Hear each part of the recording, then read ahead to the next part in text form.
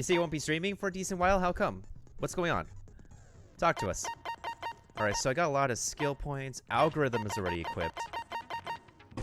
Neutral liberation is good. The focus stage decreases more during fever time. Okay, this is good for non-stop debates. Oof, we have 3 skills right now. Not good. So we have 17 pieces of evidence right now. The autopsy report, I guess. 2 bodies, each died by a blow to the head. A blue tarp, which was moved from the physics lab. The repository dolly, which was moved to the art closet. Hifumi's glasses, which were cleaned. The spotless hammer, which I can believe is the real murder weapon. The repository door, which was locked from the inside, so somebody was inside to deposit the bodies. The equipment room bloodstain, which is connected to the dolly. The glasses cleaning cloth found in the nurse's office. Her account. Yasuhiro's message. The blueprints to the criminal costume. The actual costume. His account of a mysterious note. The broken wristwatch, meaning that the murder could have happened around 6 to 7 a.m. Kiyotaka's scrap of paper with Hifumi's scrap. And possibly an e-handbook. During the operation coming out, I asked you last night if you wanted to play Adventure Quest 3D during my stream. Well, I was on other channels actually for some time. I'm going to be streaming Adventure Quest 3D tomorrow, just not today. I post like a schedule to my Twitter, Akiba, and my Discord server and everywhere else. This week is Anime April, and I'm only doing Adventure Quest once this week. Yo, Hotbox, what's going on? How is it going? You just came right on time to the best part of Danganronpa. We're gonna expose. I can't stress enough about the word expose the true killer. This is true.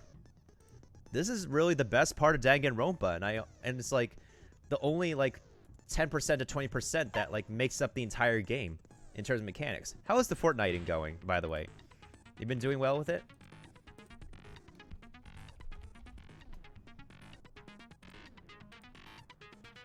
Yo, Psycho Sam 050, how are you doing? Wait, haven't I seen you before, by the way, Psycho Sam?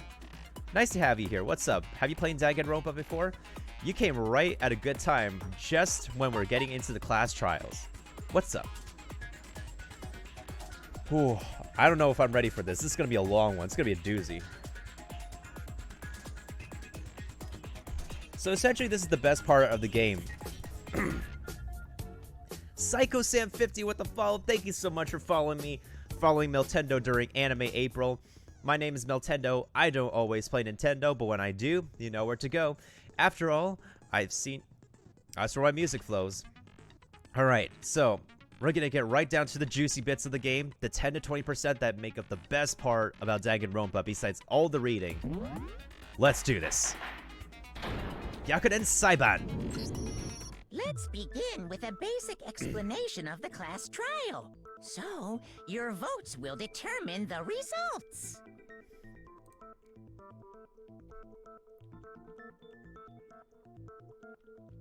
Can I put this on auto? If you can figure out who done it, then only they will receive punishment. But if you pick the wrong one, then I'll punish everyone besides the blackened, and the one that deceived everyone else will graduate. Now then, to begin with... We already know who did it! Too soon to rush to conclusions, Hina. Was that? It was Hiro. He does not have an alibi for when the murders took place, and we found him in that suit. Don't try and deny it! You killed them! I didn't! Someone knocked me out! I was asleep the whole time! I don't know anything about it! Shut your murdering mouth, murderer! Who are you calling a murderer? I am sorry to say, Hiro, but we do have evidence. Blueprint for the suit. parts we assume were used to build it. And all of it was found in your room. You have to admit, the evidence is quite compelling. It points to you as having created the suit and wearing it while committing crime after crime. How many times do I have to tell you? I don't know. I don't know. I don't know.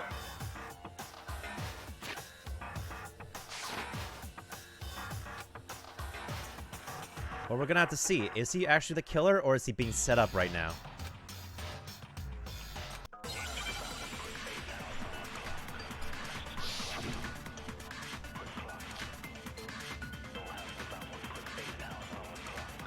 Everything we found in your room. The blueprints, the suit parts, they are all proof enough that you are the culprit. I don't know anything about that stuff. It's not true. It's a conspiracy. Hero, why?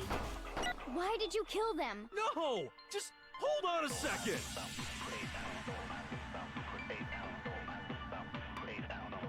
That handwriting is awfully messy. Handwriting is neat, yeah. Everything we found in your room. The blueprints, the suit parts, they are all proof enough that... The blueprints. Maybe it's to counter her statement about the blueprints. The commands? I believe it's under exclamation point commands, Psycho Sam. I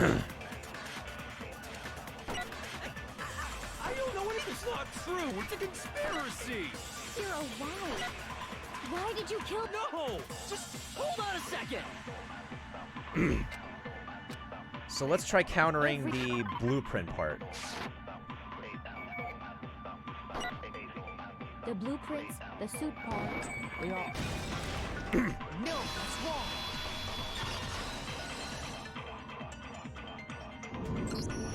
Are we sure Hero really made those blueprints?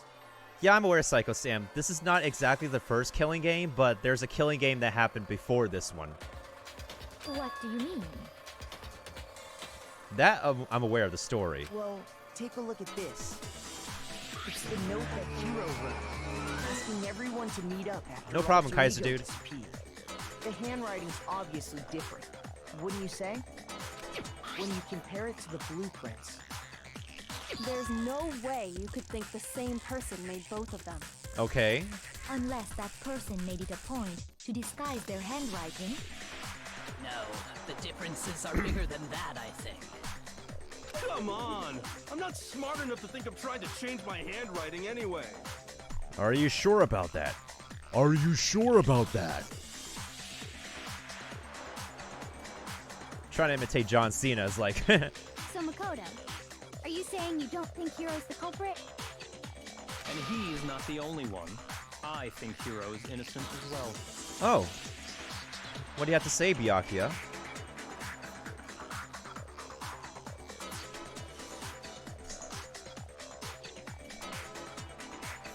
Well, yeah, Psycho Sam, this is Danganronpa Trigger Happy Havoc. This is the first Danganronpa game. Then who was in that Robo-Justice suit? Is it like Hiro said? Was there really someone running around in a second suit? The suspicious individual hidden within the suit. Go ahead, Makoto. Tell them who it was. So, who was in the Robo-Justice suit? Well, it can't be anybody else besides Hiro, but that doesn't necessarily mean Hiro was the killer, though. Okay, no problem, Kiba. Have a good one, and let me give you a shout-out real quick before you head out. Kiba is also like a fellow beginner streamer, and they're playing Venture Quest 3D, which I'm going to be playing tomorrow for my short stream. And so, definitely drop them a follow if you have a chance, if you're interested in a brand new online game, and you follow Artix Entertainment.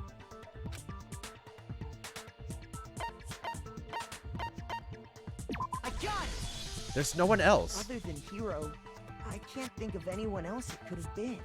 Obviously, he was the one in that particular suit, and we never found any kind of second suit. Then there can be no doubt. Hiro is the prime suspect. But does that mean he's the killer, though? That doesn't make any sense. You just said Hiro didn't do it. Yeah, because that doesn't mean he's actually in the costume, doesn't mean he's the actual killer. It makes perfect sense. Hiro was the suspicious individual in the suit, but he's not the culprit. My thoughts exactly. So what you're saying is... That's right. The culprit in this case has nothing to do with being in the Robo-Justice suit. What? Now that's a bold assumption. And what reason do you have to make such a statement? You do have a reason, yes? Of course. But before we get to that, there's something else we need to clarify first. So let's get that out of the way. Hey, stop trying to boss us around. All things have a proper order. Oh my god, this dude. But he's getting somewhere for sure. He's not the only one thinking.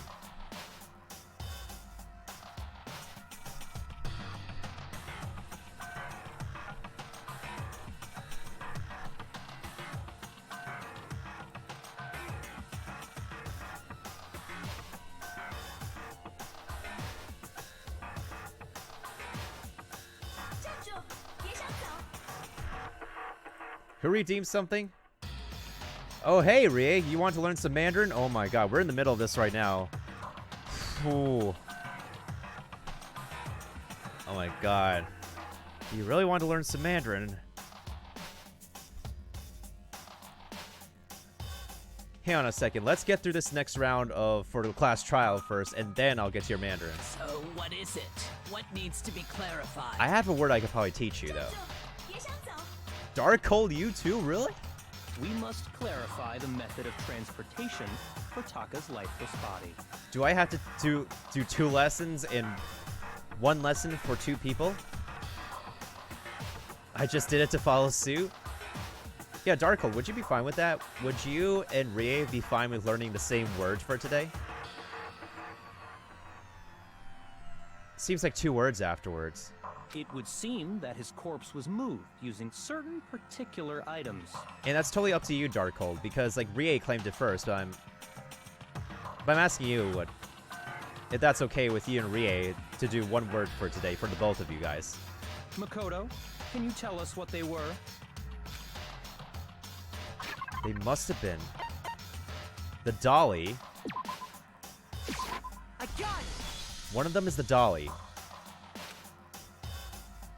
And the tarp. I got it! They were a dolly and a tarp, right? What? What's with the attitude? So, let's see if I can explain. Taka's body disappeared from the equipment room, and then we rediscovered it in the repository. And when we found it for the second time, it was wrapped in a blue tarp, right? That's correct. It was the same tarp that, up until then, was stored in the equipment room. So the killer must have seen it there, and decided to use it when they moved Taka's body. That way, they wouldn't leave any bloodstains while they were moving it. I'm not too interested in learning other language right now. I was just looking for a reaction. Do you want me to refund your mail tokens then or something? Because I could refund your mail tokens for you. I mean, it's totally up to you. I can still go on with the lesson anyways.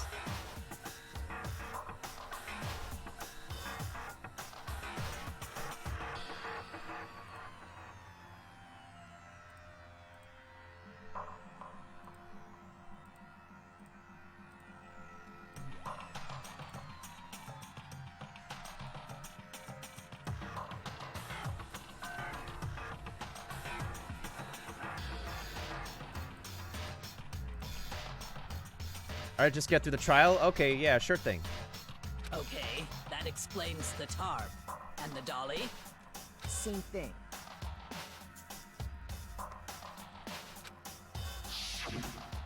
I'm sure the dolly was in the equipment room when we first found Taka's body there.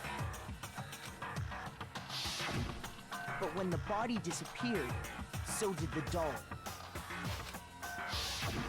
Later, when Taka's body reappeared in the repository, so did the dolly. Which makes sense. There were blood marks there were blood tire marks from the physics lab. In other words, you think they used the dolly to move the body. Am I right? But are you sure you are not mistaken? How many times do these characters have to say, "Are you sure? Are you sure about that?"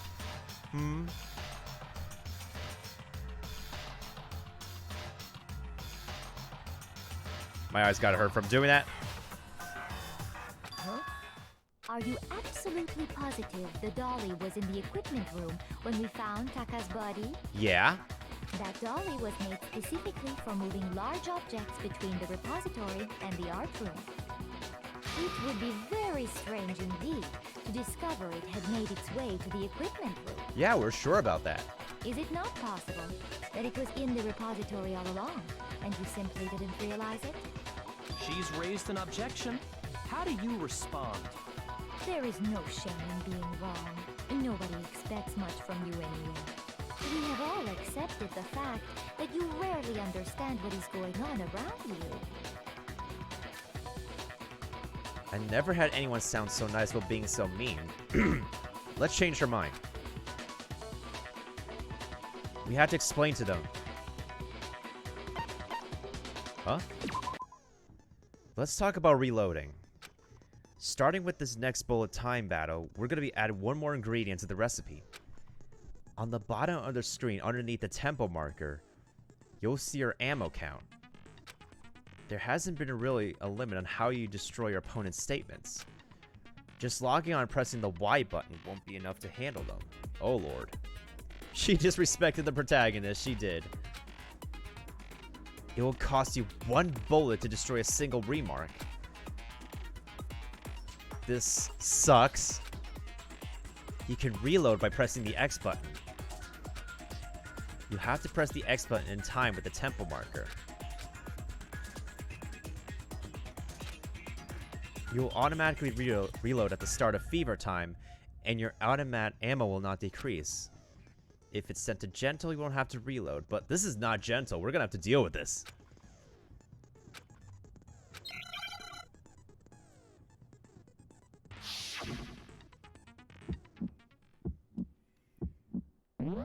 Oh boy, hold on a second. I have to lock on, attack, and then reload when I... Okay, so I lock on with A, I press Y to attack, and then I have to press X to reload? Hold on, guys, let me show you real quick.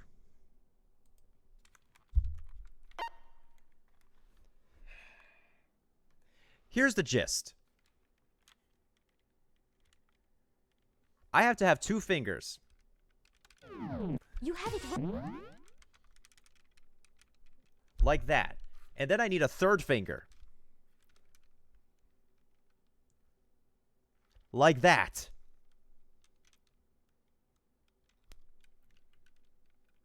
How the heck do I... When I have to rely on my thumb just to press these buttons...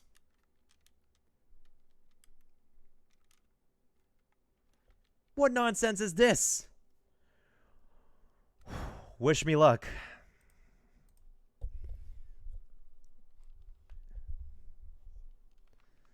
Okay, can you not set the controls to operate differently? I think? Let me see. Well, not really. In this case, I have to lock on, reload, and fire, actually. You probably never did. Probably not yet, Kai's dude. Probably not yet. Let's try that. I cannot agree. You are a fool. So pathetic. Lies will get you nowhere. Do your worst. Away with you. You miserable wretch. I cannot agree. You are a fool. Lies will get you. Oh, come on! A is to lock on. Y is to fire. Do your worst, you miserable wretch. You have it wrong. I cannot agree. You are a fool. So pathetic. Lies will get you nowhere. I can't be missing the... Oh my god. The reload is screwing me up right now. What the heck? Oh my lord. Lock on with A, fire with Y, reload with X, but you have to do it to the beat. Do your worst. Away with you. Ah! You miserable wretch. I cannot agree. You are a fool. Lies will get you nowhere. I swear I'm hitting the Y button on the beat as best as I can. How am I missing? That makes no sense. Do your worst. You miserable. How? What am I doing? I should have like a camera on my fingers on my controller to see to show you what you got, to show you guys what is going on, and I have no idea what's going on. I'm locking on with the A button to the B, and then I'm firing with Y. So why am I missing the statements? And I'm even reloading at the same time with the beat. What's going on here? This makes no sense. You miserable wretch. What is going on? How do I do this?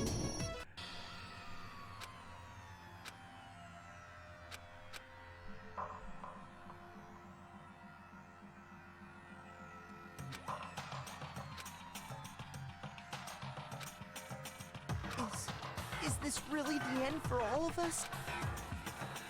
I refuse to give up yet. Seriously, how do I do this with reloading on the beat?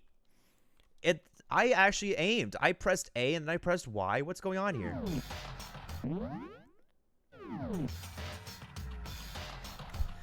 I'm gonna take a breather real quick.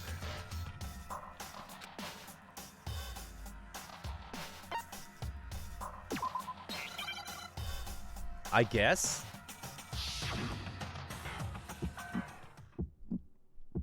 You have it wrong. I cannot agree. You are a fool. So pathetic. Lies will get you nowhere. Do your worst. Away with you. What? You miserable wretch. I cannot agree. You are a fool. Lies will get you nowhere. Do your worst, you miserable wretch. You have it wrong. I cannot agree. You are a fool. So pathetic. Lies will get you nowhere. Do your worst. Away with you. You miserable wretch. I cannot agree. Ah! What the heck? So is it the spaces in between I have to press, or do I not have to press on the negative word? What the heck?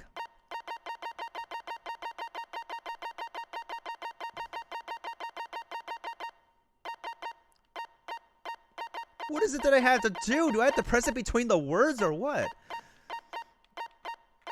It doesn't actually say it explicitly. Yeah, I'm trying to reload on beat, but like, what the heck? But the statements will just get closer and closer, and my heart meter will just keep decreasing and decrease.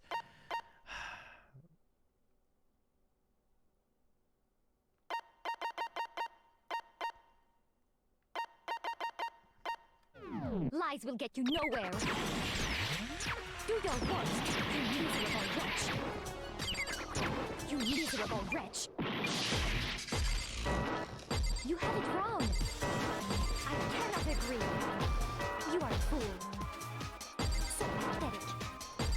Lies will get you nowhere. Do your worst. Finally. I cannot agree. This should prove it. Jesus Christ. I was at half a heart left. If you're asking for proof that the dolly moved, I have it right here. When I found the dolly in the repository, one of the wheels had a blood stain on it. You don't say. Whew, that was actual rage-inducing. There was a pool of blood in the equipment room with a tire mark in it that matched the dolly wheel's tread. The killer probably rolled the dolly through the blood on accident as they wheeled the body out of the room. And as the blood dried on the tire, they moved the body into the repository. That's true. So there's my proof that the dolly was used to move Taka's body.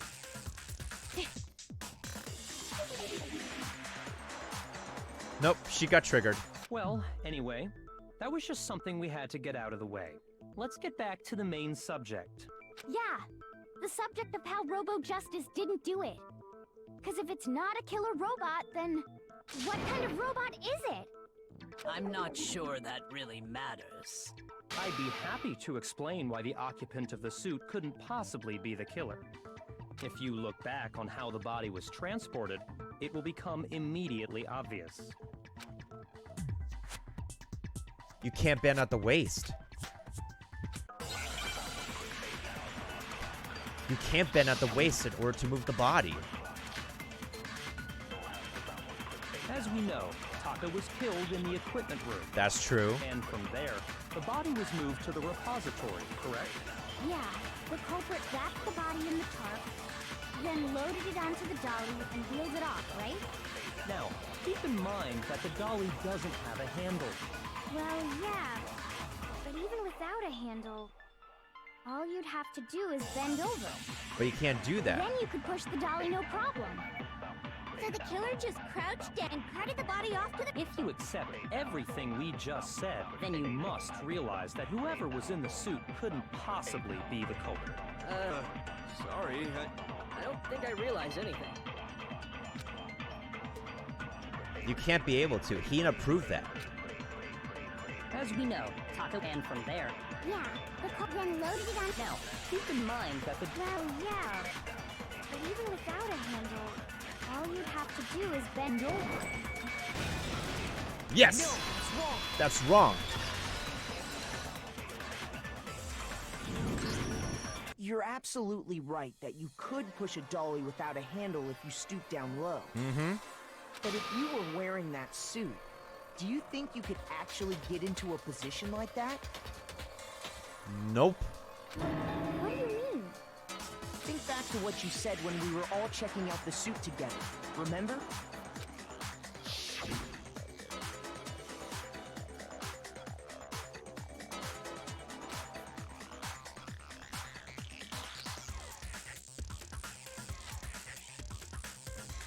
Yep, you can't bend at the waist in that thing. When you're in that suit, not only can you not see your feet, but you can't even bend at the waist. Am I right about that? Now that you mention it, yeah. Oof. It seems like it'd be awfully hard to push that dolly if you couldn't bend over. Well, what's to stop you from simply pushing the dolly with your feet? When you can't even see your feet? You really think someone could kick the dolly all that way? Nope. Yeah, it'd be totally impossible. Not that I can say for sure myself. On top of that, if you were wearing such a rigid, cumbersome suit, it's very unlikely you would have the dexterity to go about wrapping the body in a tarp. Well, I mean, isn't that just a matter of taking off the suit when you're ready to move the body? She has a point. Because you can't take it off by yourself. I got it! It's a collapse. I don't think taking off the suit was an option. If you remember...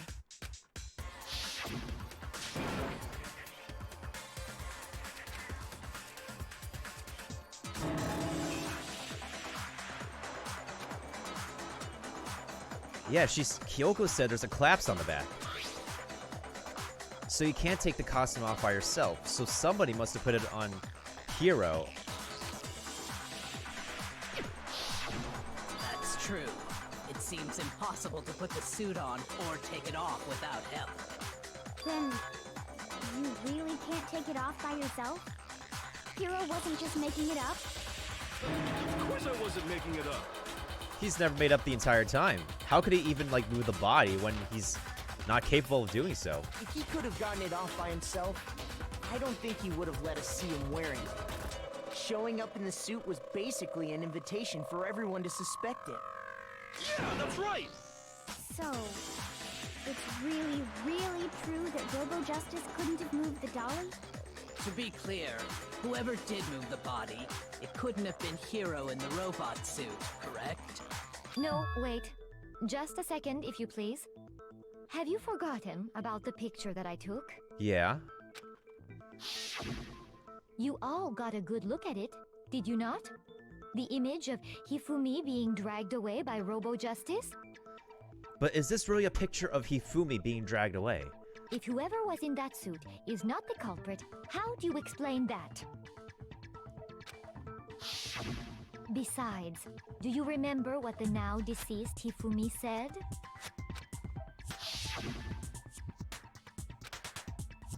That guy hit me. What guy?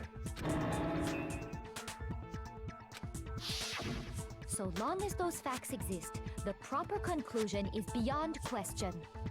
You sure? The individual inside the suit and the culprit are one and the same. It was Hiro, without a doubt. But there has to be an accomplice. Because you can't put on the suit by yourself. Yeah. Yeah, that's gotta be right. Hold on a second! It's still far too early to reach that conclusion. Besides, there's no hurry to decide who did it.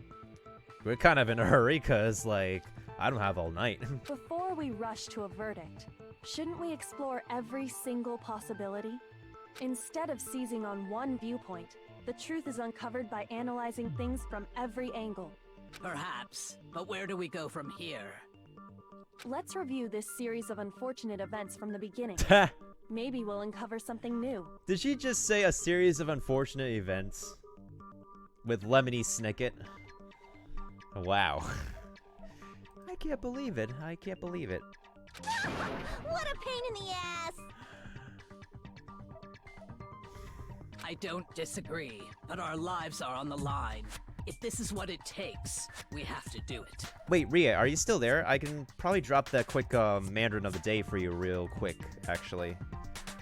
I just have to find the keyboard.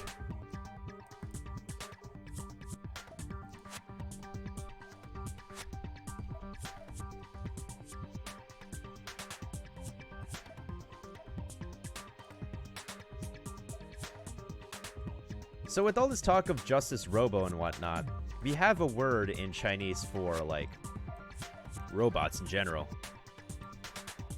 There's this character that we have called Ji-Chi, and this is technically how you write it in like, Chinese. Well, this is, I think, traditional Chinese, but then there's simplified Chinese as well. This is the character for person, Ren, and if you separate that, the compound word Ji-Chi means machine on its own. So when you could put Ji-Chi in front of whatever noun in order to make it as a machine. Let me just put that in the chat right here. And also let me put the spelling for those two characters. So when you put like Ji-Chi in front of whatever, you can actually say,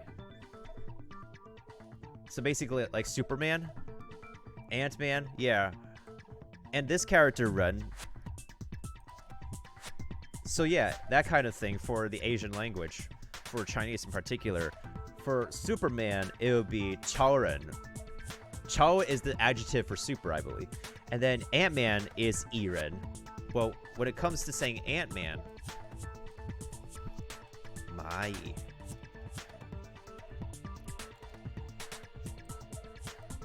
Mai is the word for ant, but if we want to say Ant-Man, the actual superhero, we want to shorten it. So we just take the second character, and that would just be Ant-Man, which is totally fine. But essentially speaking, when you say Ji-Chi in front of whatever noun, like Ji-Chi Xuexing is like machine learning, and Xue is a character I talked to Lindsay last time when I first did the Mandarin of the day. Let's see, what else do we have here? Ji-Chi. Now the characters down here are written in simplified Chinese, but this is traditional Chinese from what I type and what I write when I talk to anybody I know who from Taiwan. But essentially that's the gist of it. With Ji-Chi, you could say it as a Ji-Chi whatever, the compound word, put that in front of Ren, that means robot basically, or put in whatever third noun right after Ji-Chi, and you could call it a mechanical something. I think that's what I can teach for you today. Do you have any questions, Rie, about Ji-Chi? Let me just continue with the game and switch my keyboards back. Plus, maybe we'll get to find out where the heck Kyoko was when everything went down.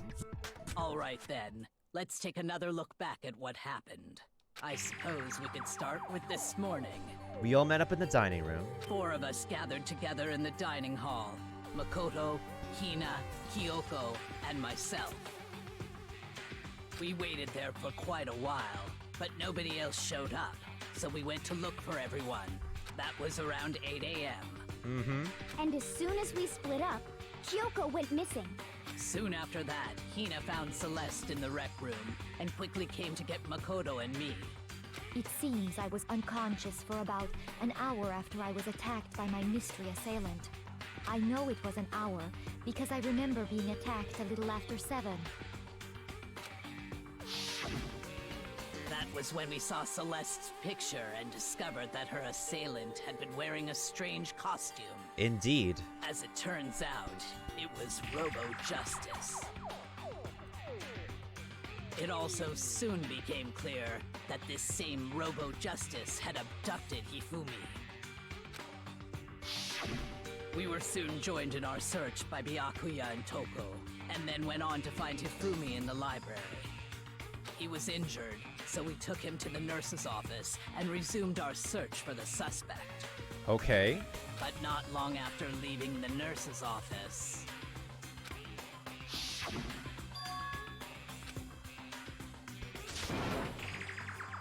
Celeste says she saw a shadow right after that. What's up, Hawkbox?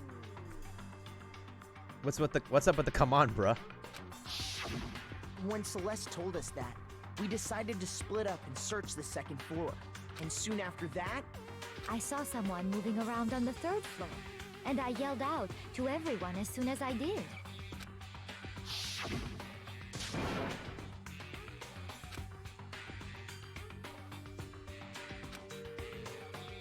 Celeste says she saw the strange costume man. He ran off as soon as I screamed.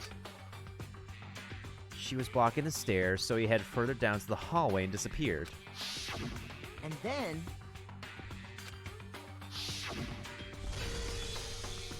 And then another screamed.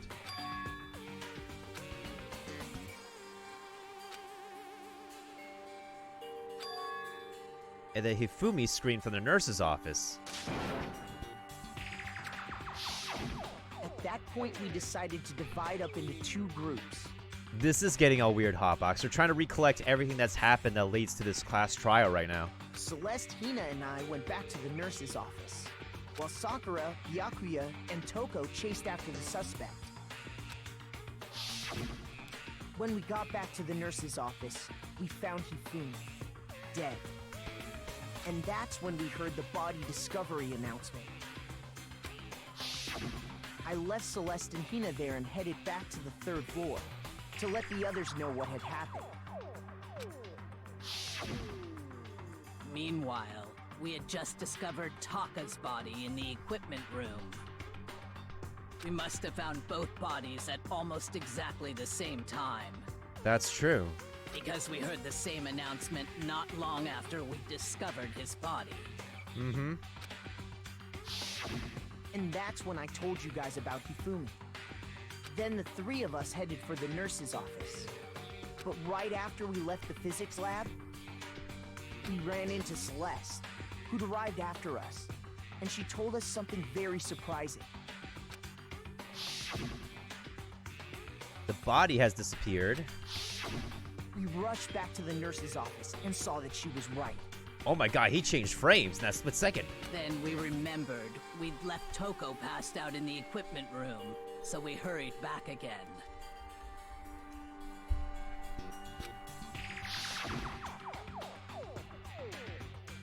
This can't be happening. But when we got there, we discovered that now Taka's body had also gone missing. Next thing we knew, we were searching the school for 2 missing dead bodies. Yeah, I'm trying to figure this out myself, Hotbox. Oh my lord. I thought I'd be Asian enough to take on this case, but apparently not. Apparently my brain is trying to wrap around this too.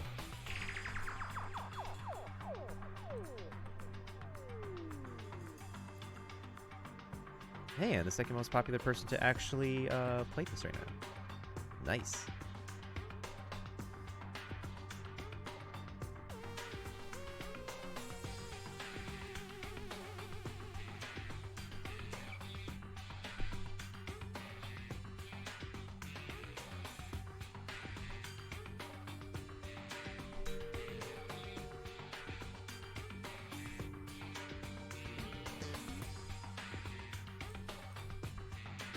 after some time. Uh-huh. Celeste informed us that she'd found the bodies, and we all headed to the repository. Who's my assumption? I don't know yet. I legit don't know yet.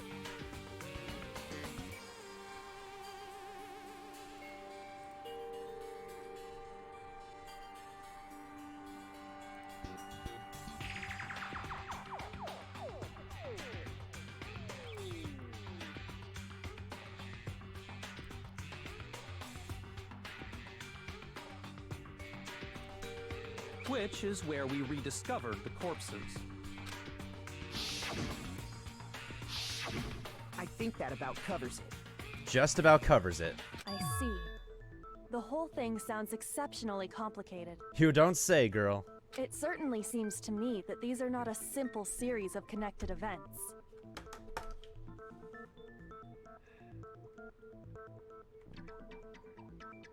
Don't mind me, guys. I'm just having a muffin. Okay, well, if that's true, then what? Rather than a single series of events, I think we have to consider each murder a separate situation. Good thinking. Good thinking. And from there, we can uncover the contradictions surrounding all of them. Now then, let's get started, beginning with what happened to Taka.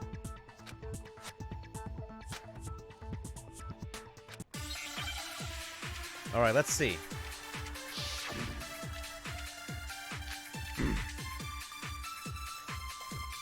So, regarding Taka's death, I wonder if he died before he threw, or perhaps it was after?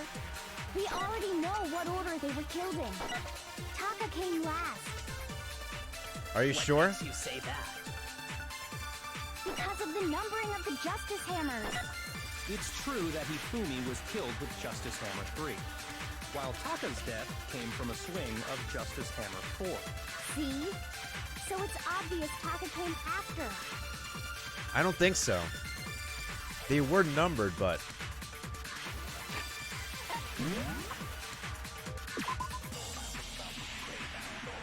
It's thought they're both killed with a similar weapon. So that means, according to the Monokuma file, they're killed in the same weapon.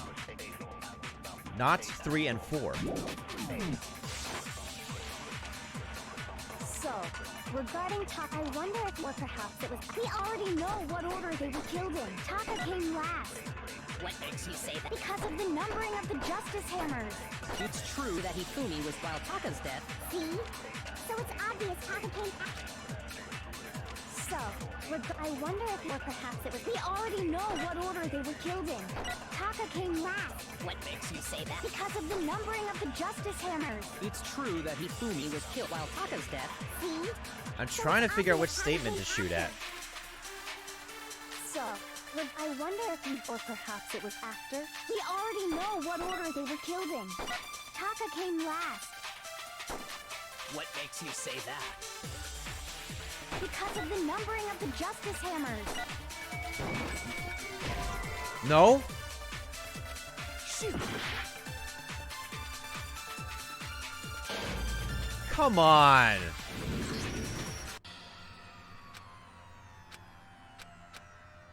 Come on! Is it the order? No, it's not the number.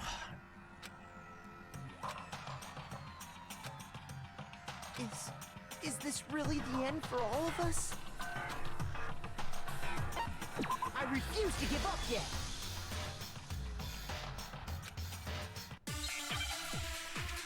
Jesus Christ. Come on, man. This is just my first playthrough, too. So, regarding... I wonder if he... Or perhaps it was... We already know what order they were killed in. Taka came last. What makes you say? Because of the numbering of the Justice Hammers. It's true that while Taka's death. See? So it's obvious Taka came after.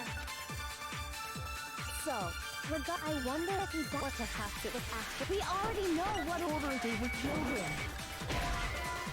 Wait. Shoot! I have to highlight a statement. So, regarding Taka's death, I wonder if he... Or perhaps it was... We already know what order they were killed in. Taka came last. What makes you say that? Because of the numbering of the Justice Hammers. It's true that Hifumi was killed with Justice Hammer 3. While Taka's dead, See? So it's obvious Taka came after. So, Regarding, I wonder if he, or perhaps it was after. We already know what order they were killed in. Do we know, though? No, it's wrong. Do we actually know? Hold on. There's no reason to assume that the hammers were used in the same order as their numbers. That's correct. If anything, that's just another way the killer tried to disguise their actions. So you're saying the culprit wanted us to think the hammers were used in order, but in reality, Taka was killed before Hifumi? Okay then, let's see the proof. Taka was killed before Hifumi. The watch.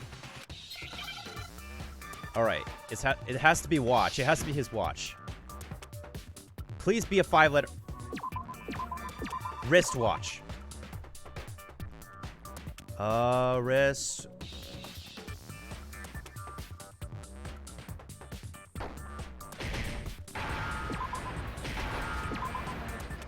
W. I need a W. W.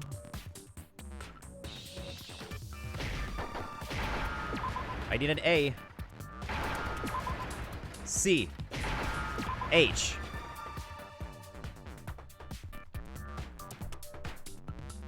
No problem, Hotbox.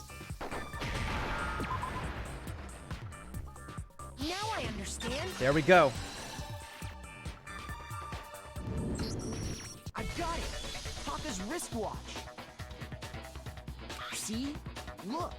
It broke with the hands pointing just past 6 o'clock. So we could recall what time he got killed by then. it must have gotten broken when he was attacked by the killer. Because as of last night, His watch was still working.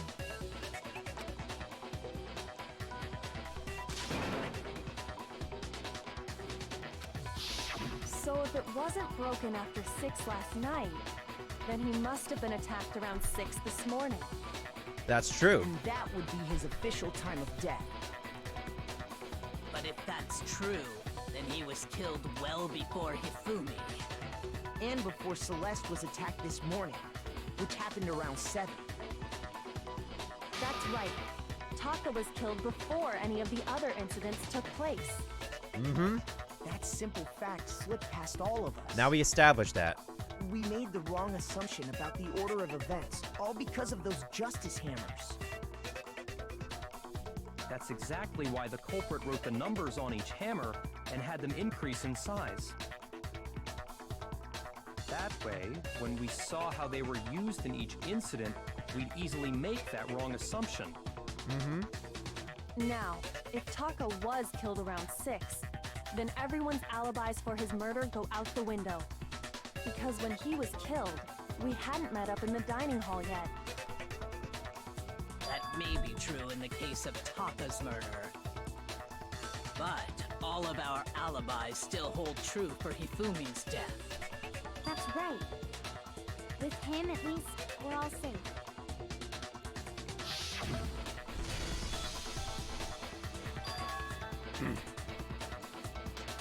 Yeah, what was... Alright, so Hifumi was still confirmed to be dead in the nurse's office during the time?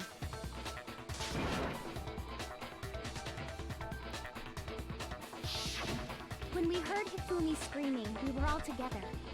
Except for Hiro and Kyoko. That's true. Then we all ran down to the nurse's office, and that's where we found his body.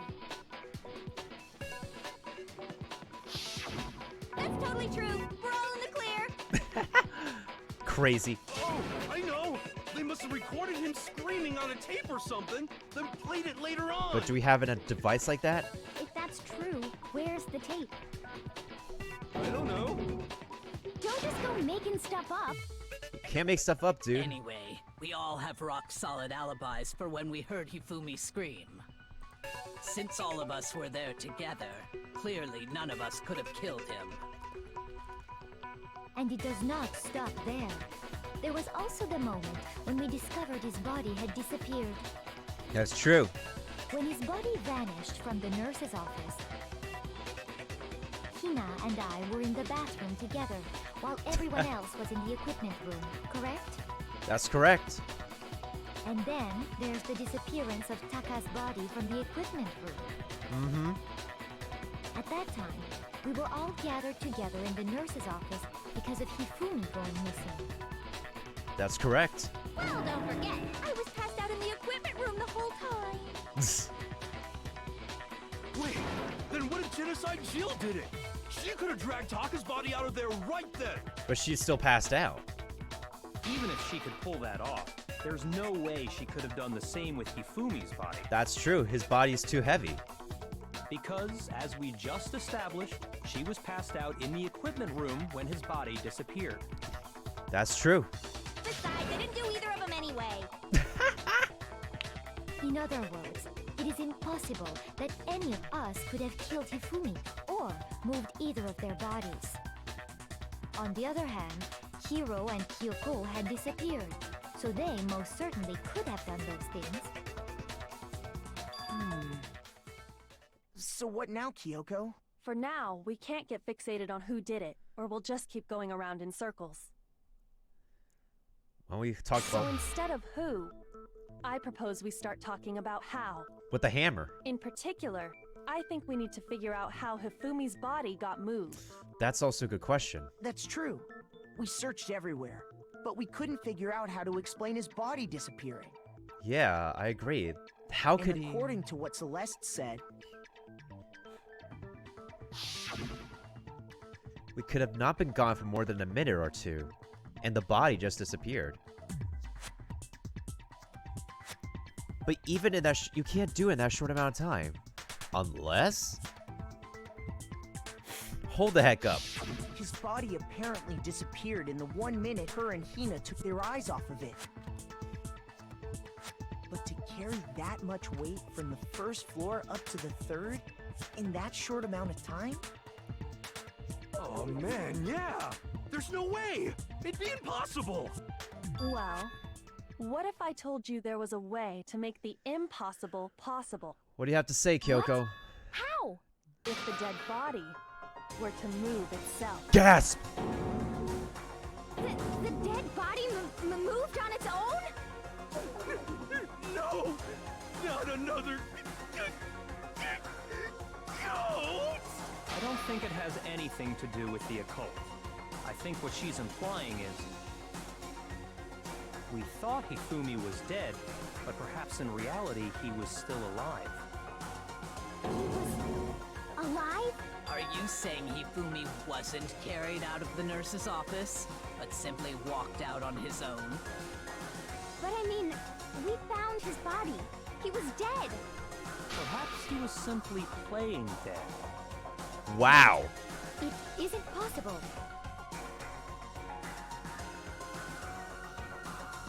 Is it really possible? We need to talk about this. So he's playing dead? Let's look.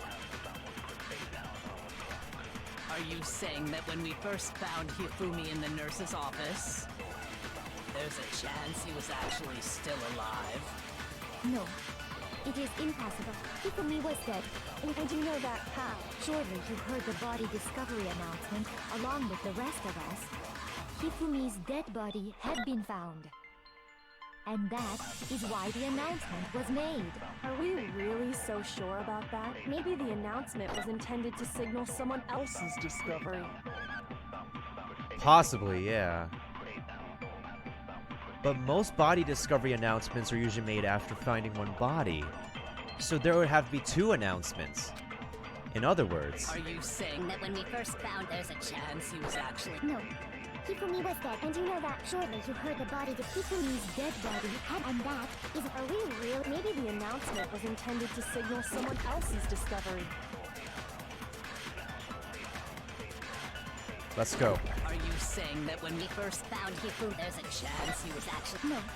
If Hifumi was dead, and you know that. Surely you heard the body discovery announcement. Hifumi's dead body had been found. no, that's wrong. That is wrong. Only one dead body was found per announcement. Was the body discovery announcement that was made really intended for Hifumi? Of course it was. The announcement played right after we discovered his body. Maybe. But that was also the same time that Taka's body was found. That's right. It wasn't long after finding his body that we heard the announcement. That's true. So there's a good chance we've made a mistake in there somewhere. I think we've confused whether the announcement was for Hifumi or Taka. It has to be for Taka. First of all, if 2 bodies had been found, there really should have been 2 announcements. Maybe Monokuma simply got lazy and rolled them together into one. What do you say, Monokuma? Any comment? Well, it's a very sensitive issue, so I can't go into too much detail. But what I can say about the body discovery announcement is that it's only broadcast when 3 or more people find a dead body for the first time. That didn't answer our question, man. We're asking if you're a lazy bum. No, actually, that was plenty. I think so too. He said it's only broadcast when a body is discovered for the first time, which means even if we find the same body again later, he won't make the announcement again. That is true. If that's true, then why was the announcement made again later on? Huh? Later on? Exactly. We heard the body discovery announcement twice. The second one was for when Hifumi actually died.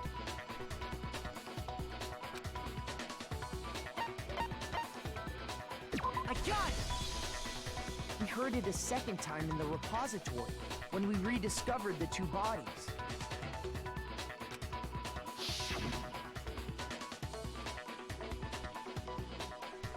A body has been discovered. So this body was discovered the first time, and then this body was discovered the second time. It didn't seem weird at the time, but it contradicts what Monokuma just told us, doesn't it? Exactly. If we were actually rediscovering both bodies, the announcement shouldn't have played. And in reality, when the 2 dead bodies were rediscovered, one of them was actually Dead. being discovered for the first time. That's correct. So, when we found Hifumi the first time in the nurse's office, he wasn't actually dead yet. No, he Meaning wasn't. He wasn't actually found dead until we came upon him in the repository. Mm-hmm. And that's just part of it. There's one other thing that leads me to believe he was still alive in the nurse's office. Oh, I know! You know? Tell us. He was super good at playing dead! Bada bing, bada boom! Shut up. That is the worst logic I have ever heard. But honestly, I do not think there's anything that can prove he was still alive. Okay then, let's take another look at the events surrounding the discovery of his body. Let's take a look again. Then it should become clear whether he was really alive or not. This whole thing is pointless.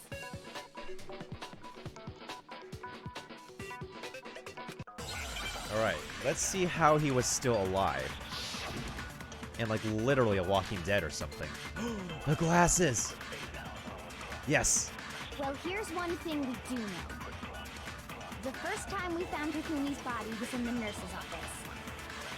And then, while me and Celeste were in the bathroom, his body disappeared. That's and true. The next time we saw his body, it was in the repository. That's also true. But when you compare his body before being moved and his body after being moved, other than the change in how it was positioned... Nope. Shoot! That hurts. Well, here's one thing. The first time we found him, and then his body And the next time we saw his body, it was in. But when you compare his body before, Other than the change in how it was positioned, there was no notable difference. Then, was Was he really still alive? Of course not. It is impossible. This is ridiculous. The second statement. Well, here's one. The first time we found him, and then, well, his body disappeared. And the next time it was in. But when you compare his body before, Other than the change in how it was positioned, there was no notable difference. His glasses. No, it's wrong. They were cleaned. In fact, there was one clear difference between Hifumi in the nurse's office and the repository. His glasses. That fact alone proves that he was only playing dead in the beginning. Perhaps you'd like to fill the rest of us in? Tell us. When we found Hifumi in the nurse's office, his glasses were covered with blood. But when we found him again later in the repository, they were spotless. Absolutely spotless. And I found the item he used to wipe them clean in the nurse's office trash can. Disgustingly.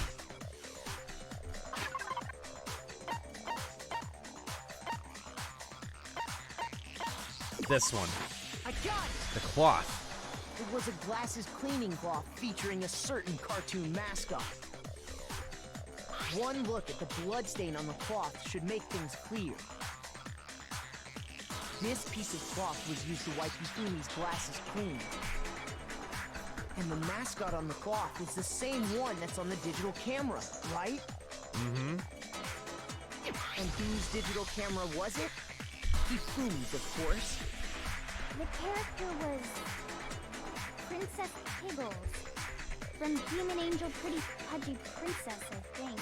I highly doubt anyone but Hifumi would have brought something like this to school. I see your point.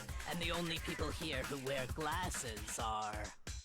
I wouldn't be caught dead using a tacky piece of garbage like that. Me neither. A few tissues is all I need to keep my glasses clean. Then there's no question. It belonged to Hifumi. So what you're saying is... What exactly? What I'm saying is, the blood on his glasses was wiped away using his own glasses cleaning cloth. Even if that is true, it does not mean he wiped the blood off himself. Well, I mean, he could. Who would benefit from a clean pair of glasses other than the glasses owner? That's a good point. Then it must have been him, right? So let's assume that Hifumi was still alive in the nurse's office. He pretends to be dead. Then when he's alone, he wipes his glasses clean so he can see. Mm-hmm. Then he stands up and walks out on his own 2 feet. So we established that he was playing With dead. that, the impossible task of moving his copious corpse becomes possible, wouldn't you say? I see, Kaiser. If he was just pretending to be dead, what was with all that blood? Was it paint or something? No, it wasn't just paint. The fridge in the nurse's office contains packs of blood for emergencies. He probably used one of those. He figured if he was gonna play dead, he should go all out, so he just dumped it everywhere! What a waste of blood. That's But he got crazy with it and had to wipe his glasses off when he was done! God, what an idiot! And if Hifumi was still alive at that point, the disappearance of Taka's body is easily explained.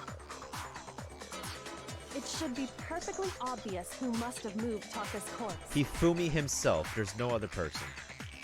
I got it! It could only have been Hifumi.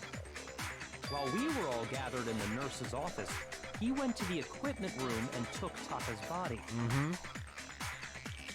That also explains how the door to the repository got locked. The door was locked? Well, after the bodies disappeared, we all went looking for them, right? So me and Sakura headed for the repository. But when we got there, the door was locked. It can only be locked on the inside. And the repository door can only be locked from the inside. Just as I'm saying. Which means when Hina and Sakura got to the repository, someone was already inside. And it could only have been Hifumi, who just finished stashing Taka's body there. He convinced us all he was dead, and when he saw his chance, he dragged Taka's body to the repository. Are you really getting lag, Psycho Sam? So, Hifumi wasn't just another If you victim could just lower in the this quality or case. put this in audio. He was one of the assailants. But that means he took part in the murders. So Hifumi's an accomplice. I just can't believe it. Oof. If you're having trouble, would you like me to show you one more piece of evidence? There's more? But wait, Oh, there's more. Absolutely. The single biggest fact pointing to his involvement has yet to be revealed. You know what I'm talking about, right, Makoto? The item he took off of Taka's lifeless body? Yes, I know what you're talking about. Wait, how do you hear trains?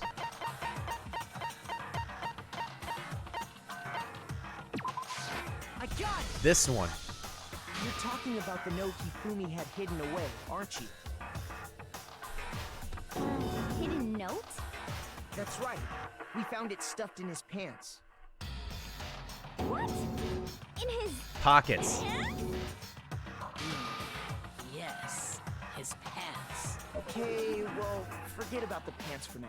It's Take a pockets. look at what the note says. Not underwear. What are you thinking? A hole maybe we can use to escape.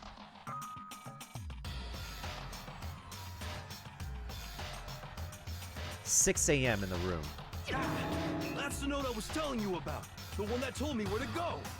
But yours said 1 a.m. though, right? Wait, this one's a little different. In my note it said, Monokuma can't find out, so don't tell anyone else for now.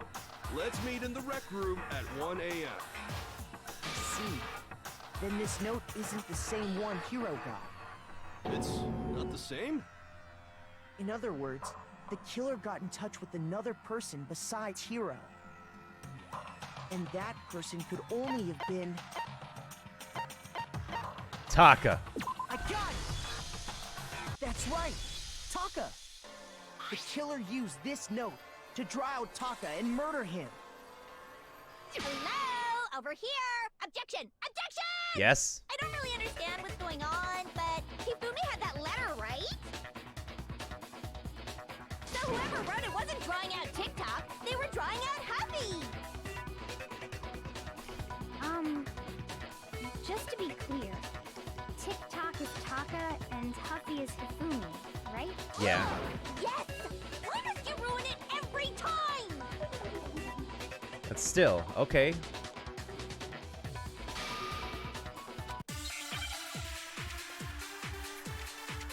What bullets do we have now? Crap. Huffy had the note, right? Then the person it was intended for must have been Huffy! But remember what the note said. What time did it say to meet? 6 a.m., I believe. The time doesn't matter! The note has nothing to do with TikTok!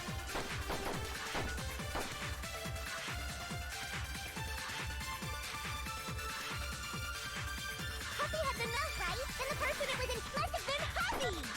But remember what the note said. What time did it say to meet? 6 a.m., I believe. The time doesn't matter! The note has nothing to do with TikTok!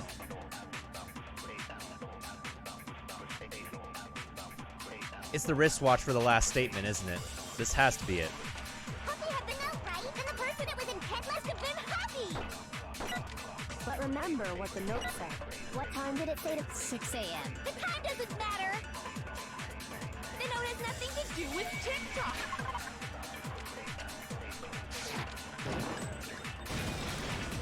No, that's wrong! That's wrong. Check his watch. No, there absolutely is a connection. What the hell are you talking about? The note said to meet at 6 a.m., which is the same time Taka was murdered. We've already proven that using his wristwatch. Exactly. But there's more. Look where the note says to meet. The equipment room, right? Which is where Taka was killed. I see. So, Taka was murdered at both the time and place written in the note. I think that should be plenty to show that this note was definitely meant for Taka. Get this out of the way. Well, when you put it like that... No further objections! This girl, I Someone swear. used that note to trick Taka, just the same as me. The culprit really is a cold-blooded monster, telling people they found a way out. If they gave the note to Taka, what was Hifumi doing with it? Stuffed down his pants, no less! Most likely, Hifumi stole it off Taka's corpse after he died. Huh? He stole it? Where's your proof? Go ahead, show us. Show us.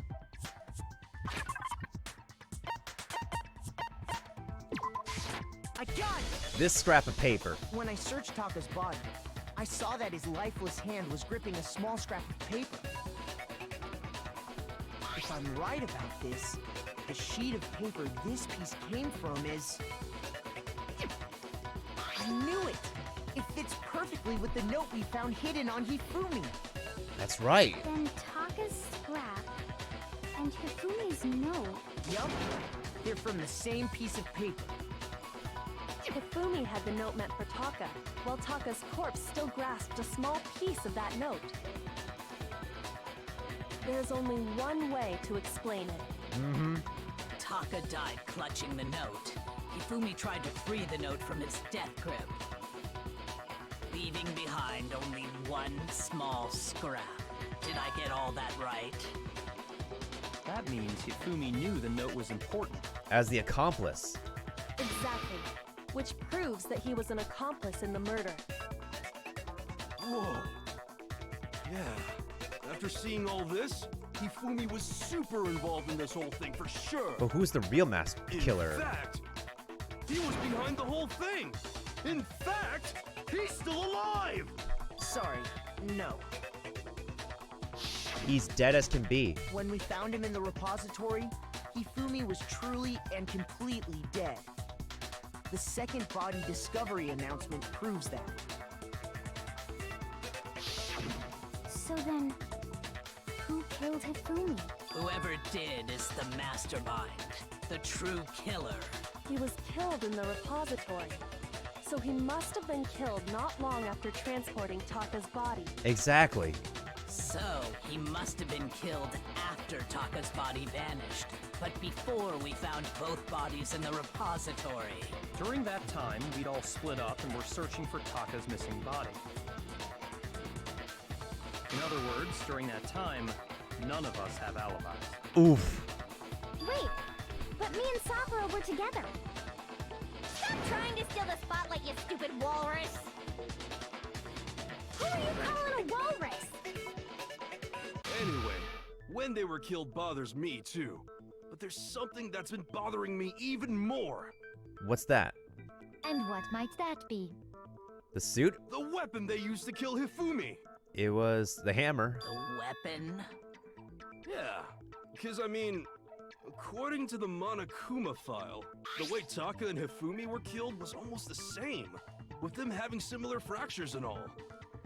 That's true. But Justice Hammer 3 and 4 were still laying around in the nurse's office and equipment room, right? Yeah, respectively. So if Hifumi was killed in the repository, the culprit would have had to grab one of the hammers, kill Hifumi, then put the hammer back where they found it. But wouldn't that be seriously risky for him? I'm surprised. It seems there's some semblance of a brain knocking around that skull of yours after all. You don't say.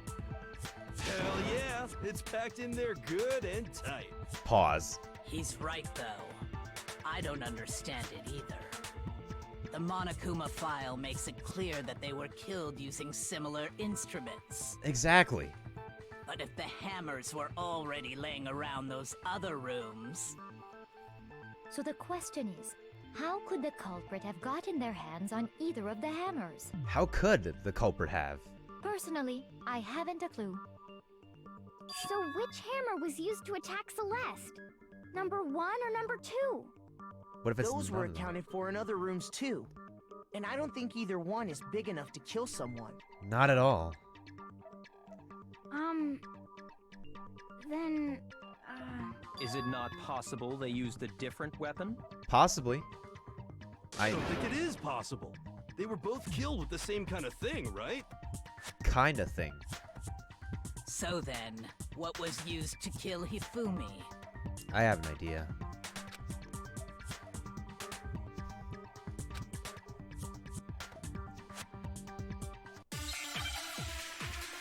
Let's do this. I know. The spotless hammer, but for which statement? What was used to kill? Was it Justice Hammer 3? Maybe Justice Hammer 4? Well, whatever it was, there's one thing we have to figure out. How was the culprit able to move around so freely with the weapon? How did nobody witness them carrying it? sounds like a Justice Hammer 5 is about to make its appearance! Check out murdergear.com/hammertime for more info! Well, one thing seems pretty clear. The murder weapon had to be one of the Justice Hammer, and, that's about it. It's either the first or last statement. What was used to kill Hifumi? Was it Justice Hammer 3? Maybe Justice... Well, there's one. How was the culprit? How did nobody... Sounds like a Justice Hammer! Check out murdergear.com! Well, one thing seems pretty clear. The murder weapon had to be one of the No! No, it's wrong. It was a spotless hammer we found. The murder weapon wasn't a Justice Hammer at all. No, it was something completely different. But, seriously? A different weapon? That's right. Specifically, a hammer from the repository. The killer could have easily used that to kill Hifumi. Now, all the hammers in the repository were covered in flecks of grit and debris. But for some reason, one of them had been scrubbed clean. To clean off the And blood. the reason it had been scrubbed clean was most likely because it was used to commit murder. If the hammer got covered in Hifumi's blood, of course they'd have to clean it off. That's right. I'd also like to point out that the repository has all kinds of hammers. Big ones, small ones, and even some flat mallet-like ones.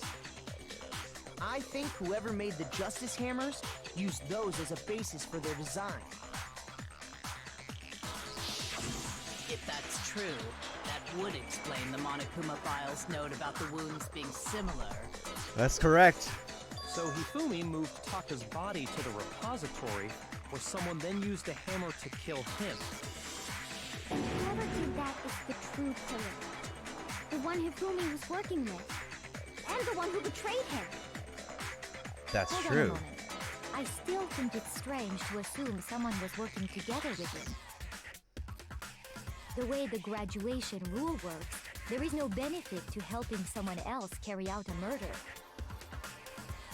So the idea that anyone would work together like that is simply ludicrous. We talked about this, did we not? Ludicrous?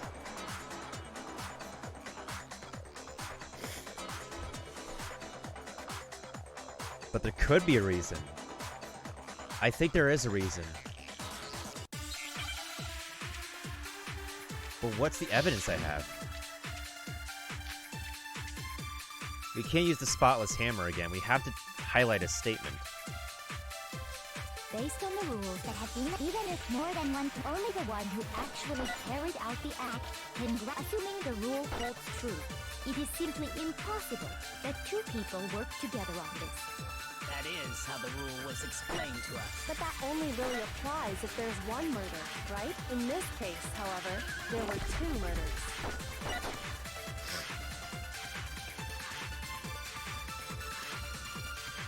Based on the rules that have been, even if more than one, only the one who actually carried out the assuming the rule holds true. No, that's wrong. Alright, that was really straightforward. Alright, Makoto, explain. Since there were 2 murders, it's at least plausible that more than one person was involved. What do you mean? If there'd only been one murder, then yes, the idea of an accomplice isn't really worth considering. Naturally, if only one person Hey, can that's be saved per Byakuya's murder, line. An accomplice has no risk versus reward benefit. Risk versus reward. Exactly, The Hotbox. payoff for working together. The reward that balances out the risk of taking part in a scheme. There's no point in being someone's accomplice if there's no benefit to you. However, if there were some potential mutual reward for the risk, then cooperation becomes possible. You're saying that 2 people could act as each other's accomplices to commit 2 separate murders. I think that's what the true killer told Hifumi. They would each have an accomplice for Don't their mind me, I'm crime. just bouncing. And based on the case's events, Hifumi would have been the first one to act, murdering Taka. Possibly, yeah. They made him carry out the first murder so he couldn't back out of helping them later on. So in this case, there wasn't one single person committing multiple murders. Instead, each person killed someone, creating 2 separate incidents. And it only looked like one person because that's how the true killer designed it to look. A single suspicious individual, a similar weapon used in each crime, disappearing bodies. By creating one seamless set of circumstances, they made it look like one person was behind it all. The Very true. mastermind picked their target and managed to convince him to go along with their plan. And then, to avoid the no accomplices rule, they simply killed their accomplice. Agreed, yeah. Which, if true, means that betraying Hifumi was part of the plan from the very beginning. That's just awful. How could anyone be so cruel? You think so? I can't help but admire its cunning. Still, their choice of accomplice seems odd.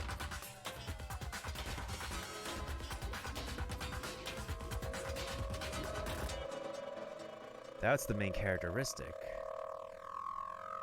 Oh yeah, she's the detective girl. She knows how to actually... That's why she said not to look this, but at entirely separate incidents.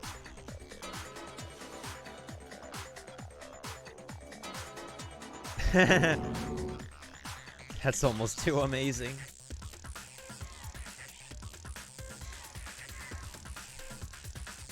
I understand how an accomplice could be involved.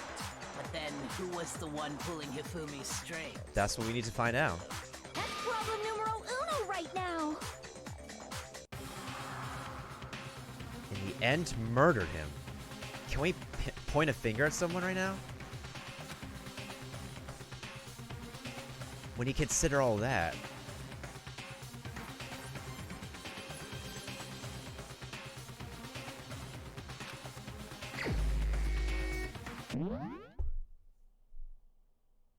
I'm trying to think. Wait. Let's recollect everything that's happened so far. Sakura couldn't have do it. He can't identify an alibi for Kyoko. Hina and Sakura were together. Hiro was stuck in the costume the entire time, and the costume was not built for him to bend down, so he could barely move in order to commit the murders. So I'm trying to think right here. Let's talk. Yeah, Sakura is OP, like physically OP, but she's saving her strength. She would have easily like overpowered anybody and killed him right off the bat. So why would she have the need for a hammer? So Sakura's out. Hina has no reason for killing anyone. Toko, Genocide Jack, needs to be organized and stuff. She's got to be organized and stuff in order to actually kill somebody. Let me see. Byakuya, he was with Genocide Jack the entire time. I'm trying to think. Ready to figure it out? Gonna stay out of this? Welcome back, Darkhold. Thought you were lurking and stuff. Okay, who else? Let me see who else is here.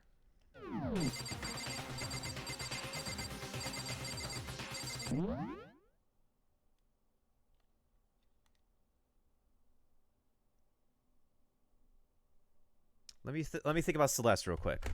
Okay. So Celeste, she says she was in the bathroom for 1 to 2 minutes in the nurse's office. Hifumi walked up, moved the body. We established that she was in the rec room.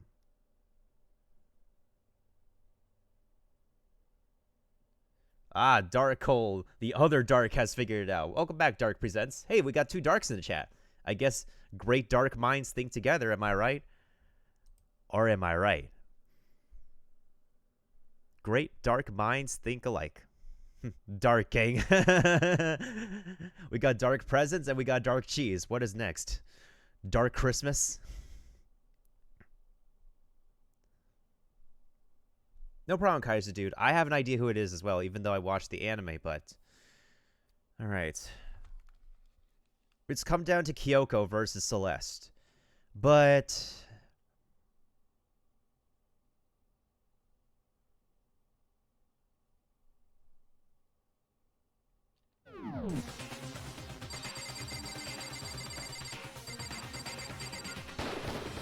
Here's my answer. Let's have him explain. It was Celeste.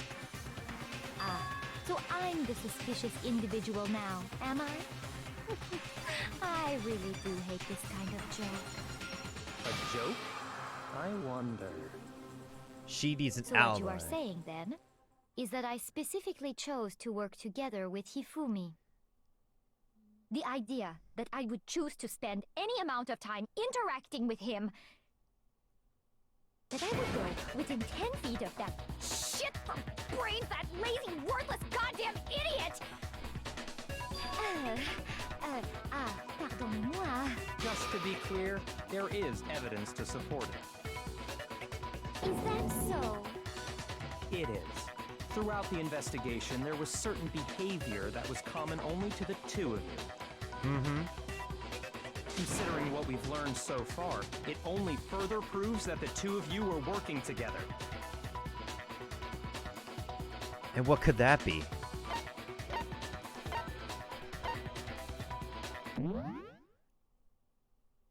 The paper hidden in his pants. No, the screaming. Encountering the suspicious individual. It possibly is encountering the suspicious individual. I got it! The behavior they had in common has to do with the suspicious individual in the suit, doesn't it? The only ones who ever actually saw Robo-Justice firsthand were Celeste and Hifumi. Shush. The adults are talking now. Sorry. As he said, only Celeste and Hifumi ever laid eyes on the costumed individual. If we accept that Hifumi was one of the culprits, we can't help but suspect what Celeste has said as well.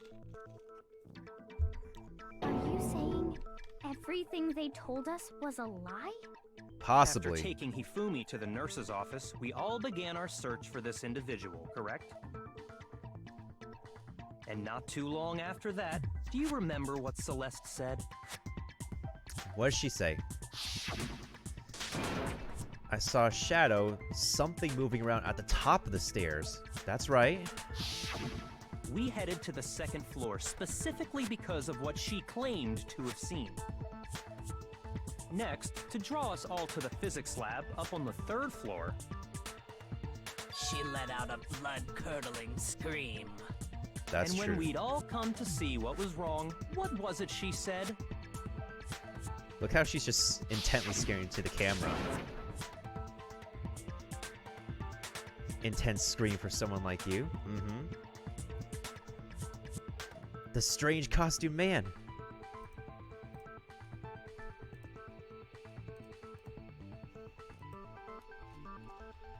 I was blocking the stairs, so he headed further down to the hallway. Once she'd done her job of getting us all up to the physics lab, it was time for her partner to get to work. That's true.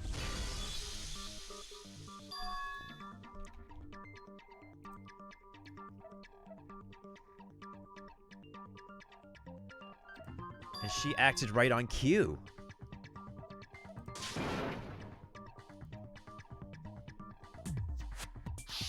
It was to get us to divide into two groups. So that we would discover both bodies at the same time? That's correct. Celeste was precisely the one who proposed that we split up.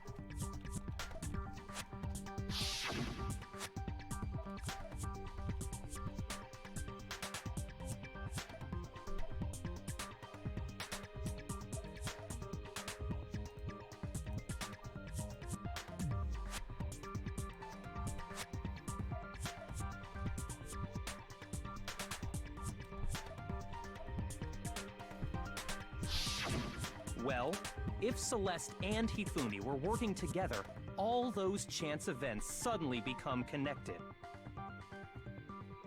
And on top of that, that piercing cry of yours early on.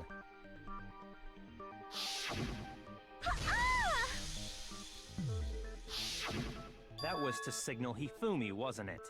That's correct. It It seemed was to be. your way of telling him, we're on the 3rd floor, everything's going according to plan.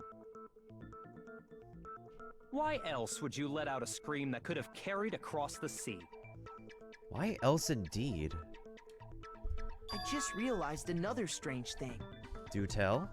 When we found Hifumi in the nurse's office, who we now know was only pretending to be dead,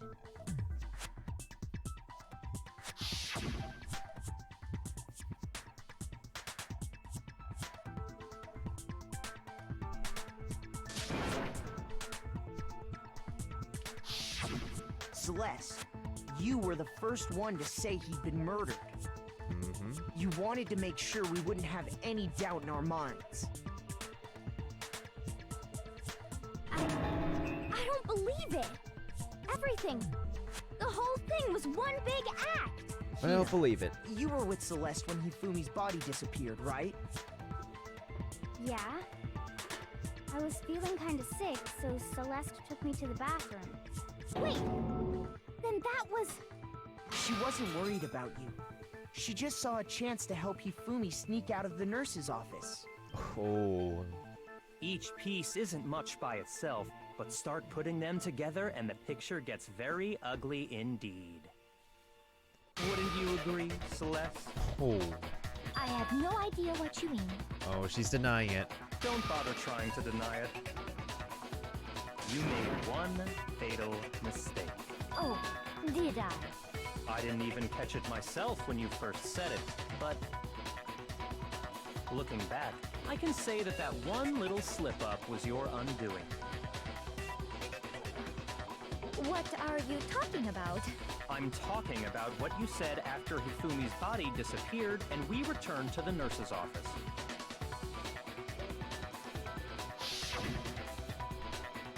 They must be really enjoying this. Sight of us standing around, frightened and confused. That's what she said. So what does that statement have to do with those guys? I remember her saying that too, but I don't understand what's so strange about it. Then pay attention. Sakura, Toko, and I were first to discover Taka's body in the equipment room. Then Makoto showed up and told us Hifumi had been killed. So Sakura and I left with Makoto. That's true. Once we were in the hall, we ran into Celeste, and the four of us headed to the nurse's office. Mm-hmm. Now, the entire time we were together, none of us said anything about Taka being dead. Think about it. Celeste's comment doesn't make sense. It was completely out of place. Kinda. Yeah, I see what you're talking about. Although I don't really get what it means. You hear that, Celeste? Everyone's having some trouble understanding. Could you repeat what you said? Yeah. If you're really not the culprit, you shouldn't have any problem repeating it, right? Everyone's going to die down here.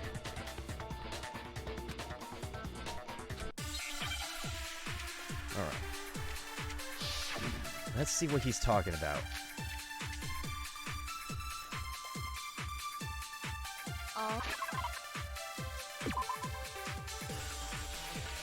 The victims were Hifumi Yamada and Kiyotaka Ishimaru. The cause of death for each was a blow to the head. So something about her knowing about the two bodies that is going to be killed? They must really be enjoying this. Enjoying the sight of us standing around, Nope. frightened and confused. They must be positively elated. We are all going to die here. We are going to die, just like those guys died. And that is all I said. And that's all it takes to finish this. It's obvious, isn't it? What was so strange about Celeste's comment? When she said that, she should have only have known about Hifumi's death. What's so strange about what she said is, those guys? All I said was, they must really be enjoying the sight of us stand. They must be positive. We are all going to die here. We are going to die, just like those guys died. Shoot! All I said was, they must really be enjoying the sight of us stand. They must be positive. We are all going to die here. We are going to die, just like those guys died. And that is all I said. Oh. And that's all it takes to finish this. What was so strange about Celeste's comment? All I said, they must really be enjoying the sight of us. They must be positive. We are all going to die here. We are going to die, just like those guys died. Those And guys. that is all I said. And that's all it takes to finish this. It's obvious, isn't it? What was so Am I supposed to counteract his statement, or am I supposed to counteract her statement? That I'm not so sure of.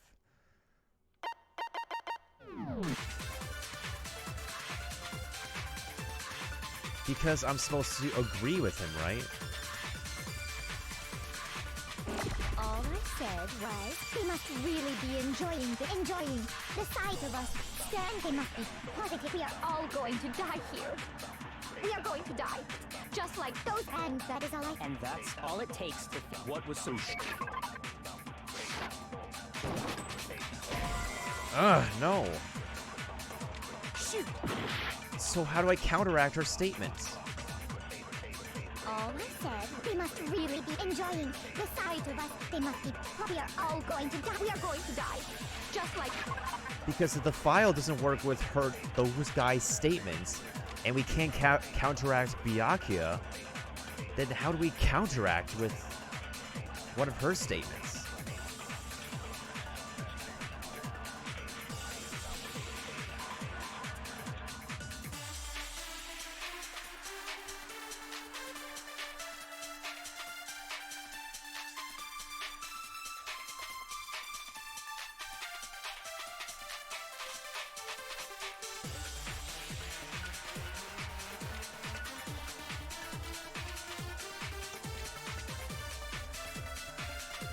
It should be those guys' statements, but how do I counteract her?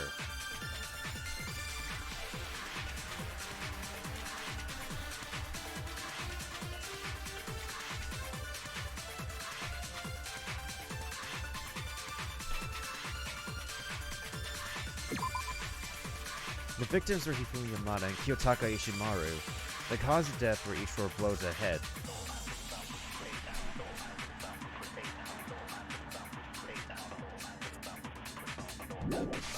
Wait, I think I have an idea. And that is all. And that's all it takes to What was so strange about Celeste's comment? All I said, they must really enjoying the sight of us. They must be. We are all going to die here. We are going to die, just like. No, it's wrong. There we go. Thought so. That's right. There's no reason Celeste should have said, just like those guys died. When she said that, none of us had told her Taka was dead. Exactly. And we didn't run into her until after we were all out in the hall. So there was never any chance for her. Trying to hear their voices better.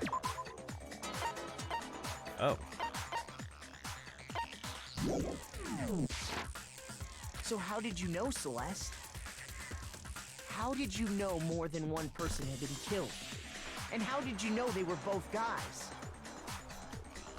Because Kyoko had also disappeared, right? So she could have been dead too. Mm-hmm. You all have such vivid imaginations. You know that? Oh no. Imaginations. You claim that I was lying when I told you about the suspicious person I saw. Yeah. Then what about the picture I took? How do you explain this picture of the costumed villain dragging Hifumi away? There's a different explanation for that picture. It has to be some kind of setup, right? Mm-hmm. So let's put the suit on, and then she used the camera's timer to set up the picture. Have you so quickly forgotten? You are the only one who could have possibly fit into that suit. Plus, I happen to know that this particular camera does not have a timer. Ew. In other words, it is an unassailable fact that this is a picture of Hifumi being dragged away. I don't think so. If everything I told you was a lie, how can this picture exist? Maybe. Simple. Are we sure that's really a picture of the suspect dragging Hifumi away? What could you possibly mean by that? Surely there are other explanations than the one you've offered up. I agree with that. No, there is no other explanation. There is. He could be Hifumi carrying the costume.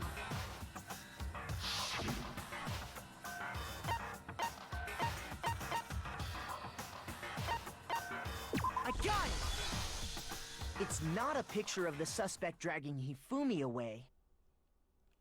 I would say it's a picture of Hifumi dragging the suspect away. There we go. That's certainly within the realm of possibility. The one being dragged off in that picture isn't Hifumi, but the person in the robot suit. We've simply been led to believe that it's the other way around. He just looks like he's scared, but he's just tired. And the strange costume might only exist to lead us astray even farther. If you saw someone wearing something like that in this situation, of course you'd notice and be suspicious. That's what happened! You put me to sleep and made me out to be the bad guy in all this!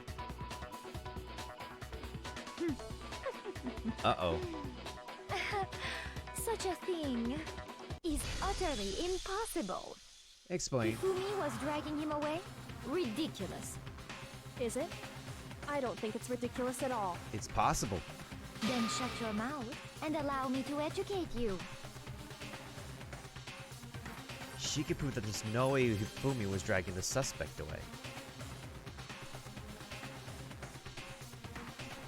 Let's think about this.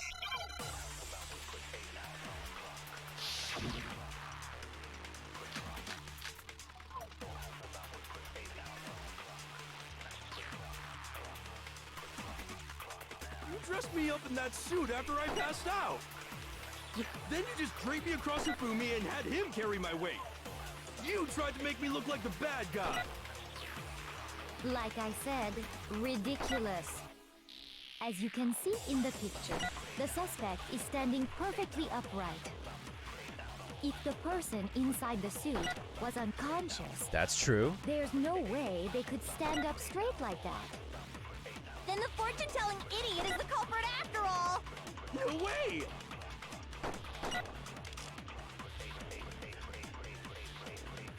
If I remember right, Hina said, you can't bend at the waist. You dressed me up in that suit after I passed out! Then you just draped me across Hifumi and had him carry my weight! That's true statement. You tried to make me look like the bad guy! Like I said, ridiculous. As you can see in the picture, the suspect is standing perfectly upright. If the person inside the suit was unconscious, That's true. there's no way they could stand up straight like that. Ugh! come on. Shoot! Is it the costume or is it the blueprint? You dressed me up in that suit after I passed out. Then you just draped me across Hifumi and Y'all had just him want me to carry suffer my weight. here. You tried to make me look like the bad guy. Like I said, So everything he's saying is true. ridiculous. As you can see in the picture, the suspect is standing perfectly upright. If the person inside the suit was unconscious, Which is true. there's no way they could stand up straight like that. Then the fortune-telling idiot is the culprit after all! No way! So what could it be? Is it a costume or is it freaking...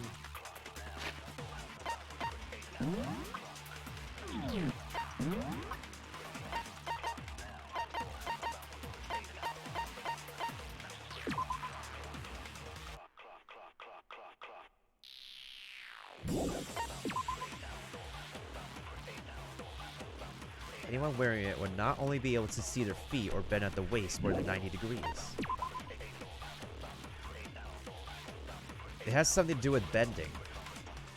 You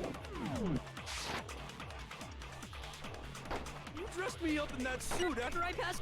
Then you just draped me across Hifumi and had him carry. You tried to make me look like the bad guy. Like I said, as you can see in the picture, if the person inside the suit, there's no way they could stand up straight like. Then the fortune-telling idiot is the culprit after all! No way!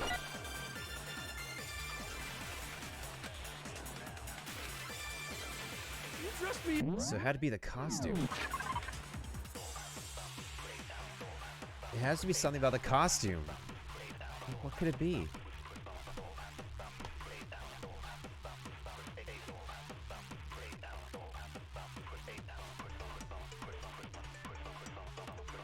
Oh no, what could it be?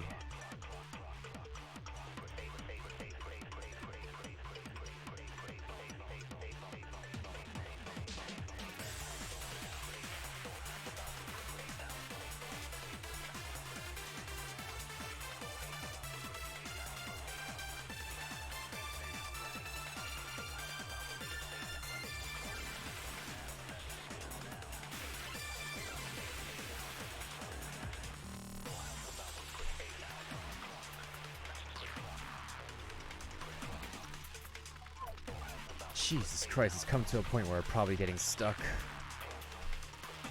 I don't want to Google this though. But if like anybody could like... So it has something to do with the costume, right? But which statement do we have to counteract though? That's the thing. Then you just draped me across Hifumi. You tried to make me look like the bad guy. Like I said, as you can see in the picture, if the person inside the suit was unconscious, there's no way they could stand up. Is it that she says that if the person was unconscious, they can't stand up straight in the costume?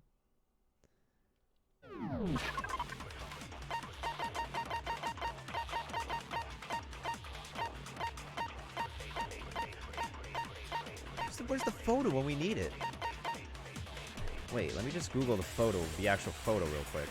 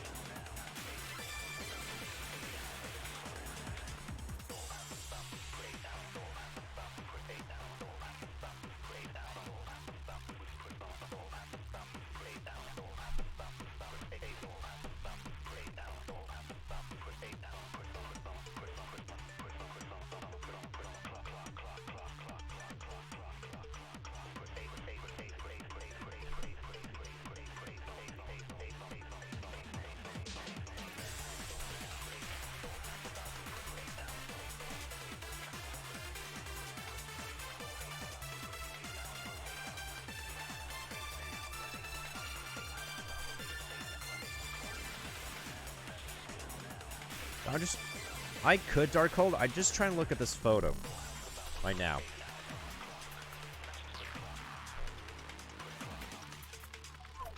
So it's true that he was put inside the suit. He was being framed. we get the idea that he's carrying the costume. The arms could bend according to the blueprint.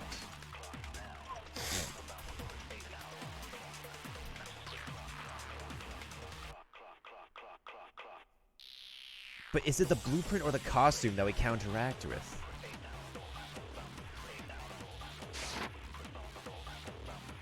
Then the fortune-telling idiot is the culprit. No way!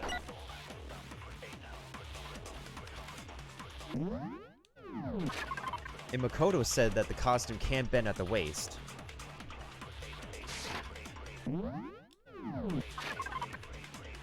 Wait, Presence, are you telling me to look carefully at the photo? Are you telling me to look carefully at this thing or a statement?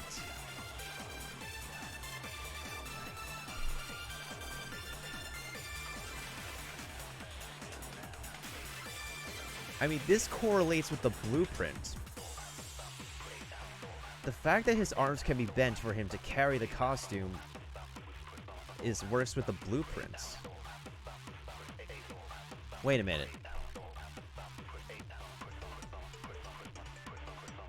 Okay, so he's unconscious, can't move.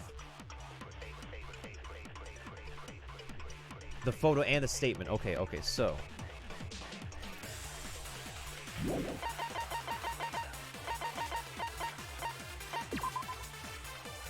Have the arms bent like this. So that way he could be carried easier. Then you just draped me across Hifumi and you tried to make me look like the bad guy. Like I said, as you can see in the picture, the suspect is standing perfectly upright. If the person inside the suit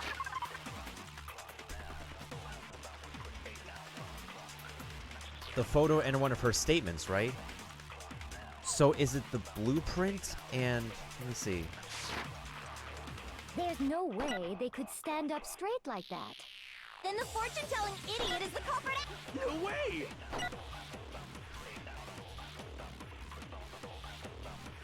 But is it the... no, is it the blueprint or the costume itself? Because we've established that you can bend...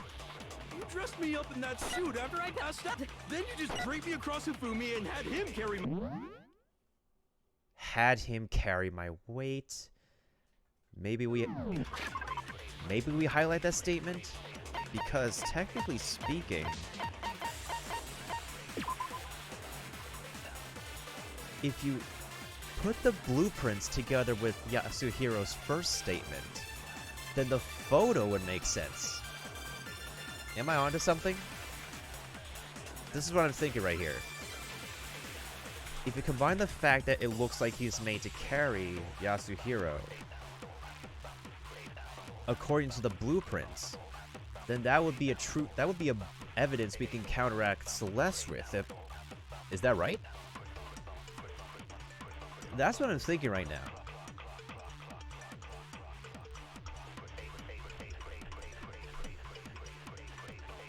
Let's try that. You tried to make me look like the bad guy. Like I said, as you can see in the picture, if the person inside the there's no way they could stand up straight. Then the fortune-telling idiot. No way!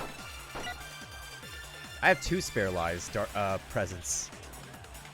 You dressed me up in that suit after I passed out. Then you just draped me across Hifumi and had him carry my weight. You tried to make me look like the bad. like I said, as you can see in the picture, the suspect is the person inside the suit. There's no way they could...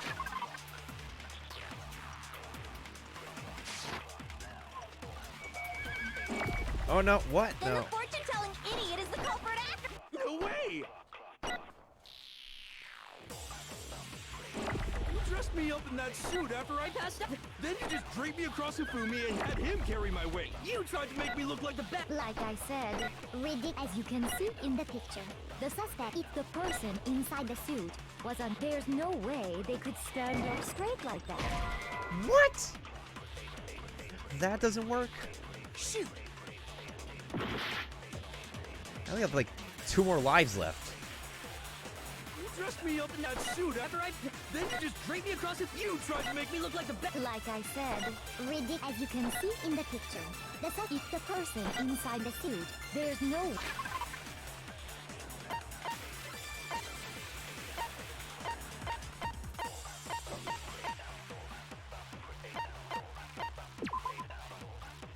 Yo, Harbs, how's it going? What is up? You missed out on a bunch of stuff. How's the Minecraft going? What? Harbs with a 6-month sub? Yo! Yo, Harbs, thanks for sub to me for 6 months, dude. You now have the awesome 6-month subscriber badge. Oh yeah, now that you're in tier 3 now, you actually free to use my tier 3 emotes. Let's go.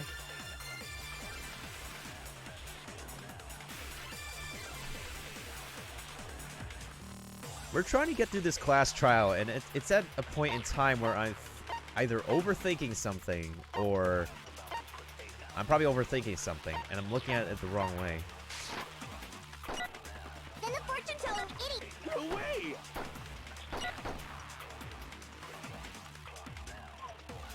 It has to do... Does it have to do with Hina's statement of, like, not bending at the waist with the costume again? Because that's a true statement, though, and what Celeste said. If they're unconscious, then they can't stand up straight at all.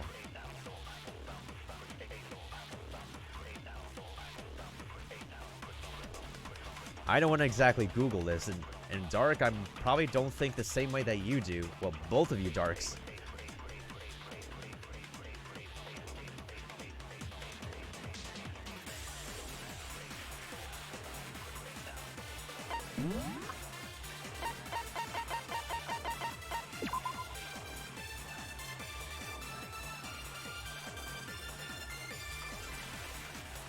Anyone wearing it would not be able to see their feet or bend at the waist more than 90 degrees.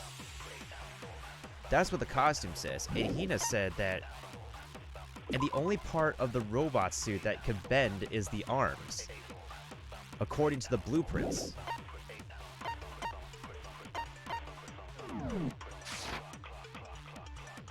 You dressed me up in that suit after then you just draped me across the food. You tried to make me look like the bad guy. Like I said, as you can see in the picture, the suspect is that if the person inside the suit... The person inside the suit was unconscious. There's no way they could stand up...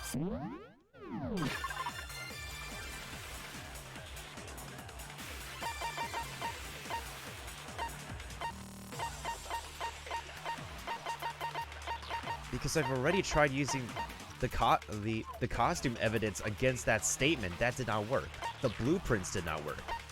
Highlighting the first statement did not work. Then the fortune-telling idiot is the culprit after all! No way! I thought I used a costume against that statement. You dressed me up in that suit after then you just draped me. You tried to make me look... Like I said, as you can see in the picture, if the person inside... There's no way they could stand... No, that's wrong. I thought I did. I legit thought I did. No. Even if the person inside the suit were unconscious, they could still stand up like that. Because that Robo-Justice suit had a certain characteristic.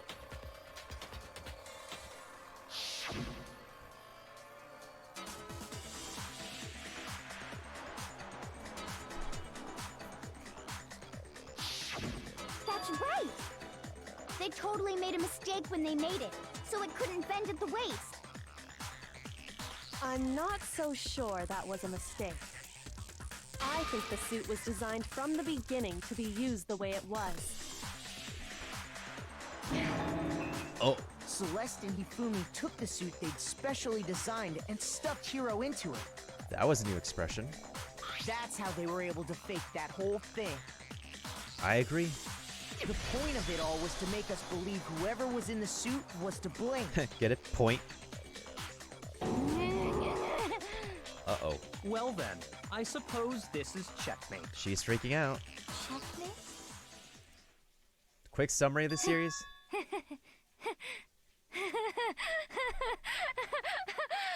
Don't make me laugh, you idiot! What do you mean, checkmate? The hell? Celeste? Clearly, you want to cram me into your little guilty box. Well, there's one little problem. Have you already forgotten what Hifumi told us as he lay dying? The murder's name.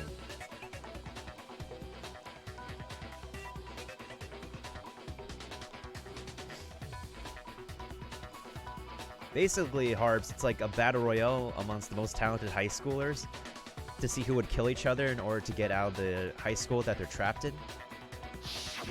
When we asked him who had attacked him, his answer was quite clear, was it not?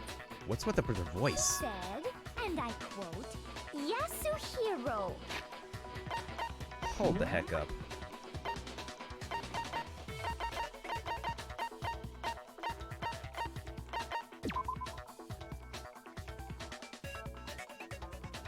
It says her name is Celestia Ludenberg, but that's not her actual name, isn't it? In other words, Yasuhiro Hagakure! Right, but my name isn't really Yasuhiro. It's actually Taro. Your confusing statements don't make any sense. You're only making things more complicated. And like Harps, if a murder is committed, then an investigation occurs. And then here we have the class trial, which we're already nearing the end of, I believe. Now, if you're found out as the suspect, you get executed. But if the murder was not found out, everybody else gets executed and you graduate. You'd be able to get out of the insane asylum. He did say Yasuhiro, but are we sure he was really pointing the finger at Hiro? What the hell are you talking about? I'll burn you alive! Kyoko, what do you mean by that? She needs to calm her. Think back to how Hifumi used to talk to us. You did, Lindsay. How did he refer to each of us?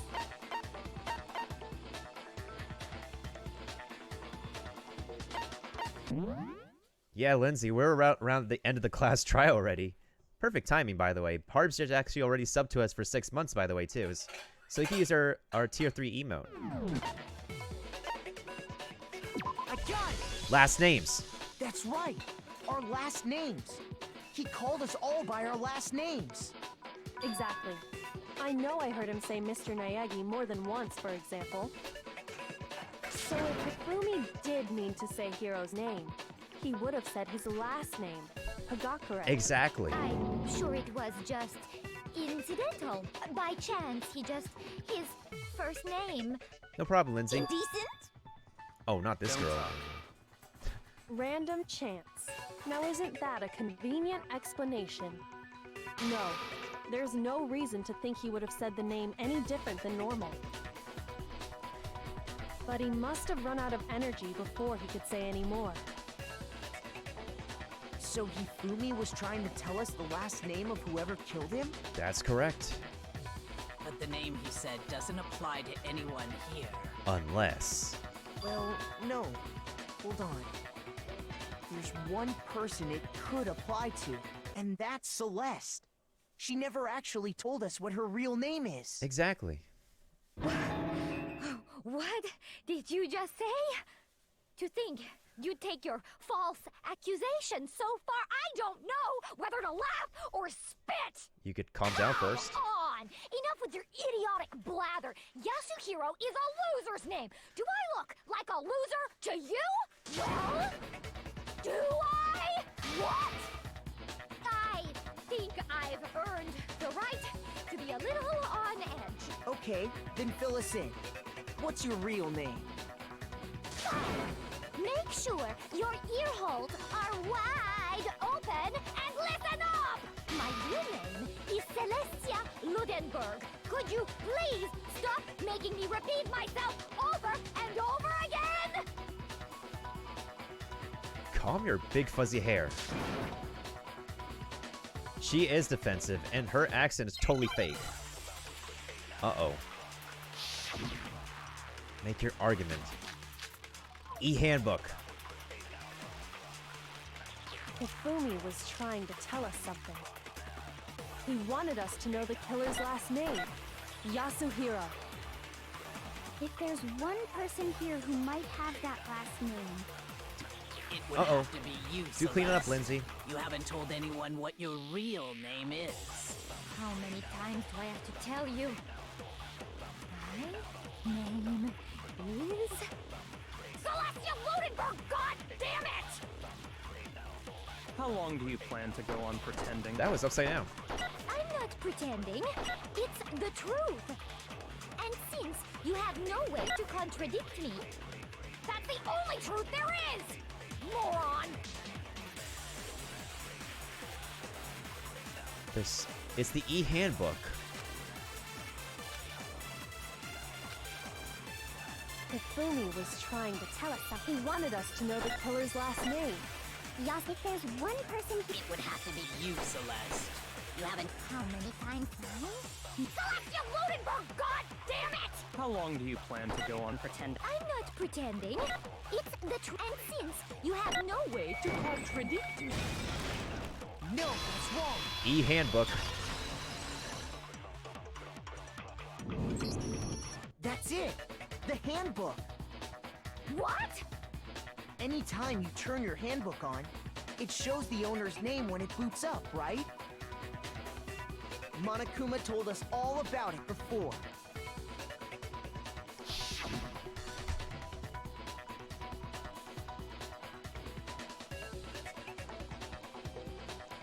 He would display your name. Oh, so we just need to have her open up her handbook. Oh. You're getting a lag, Kaiser dude? So all we have to do is check her handbook, and that'll clear up everything. So? That's how we can find out Celeste's real name. That's an invasion of privacy. I refuse to cooperate. Celeste, can you please just tell us what really happened? Please, just tell us. Even when I'm put in check, it's just my nature not to give up. Because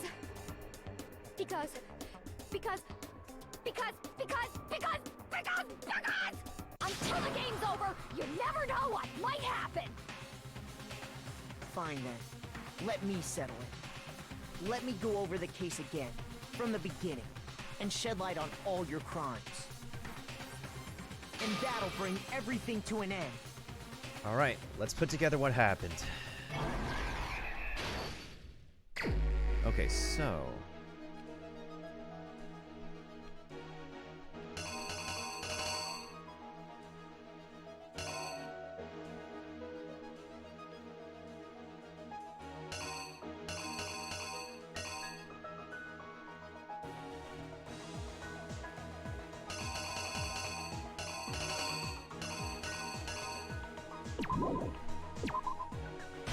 Yasuhiro frame was here.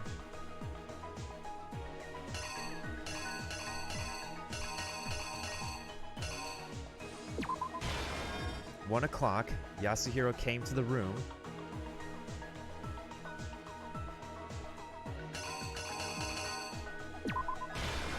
The fake picture was taken.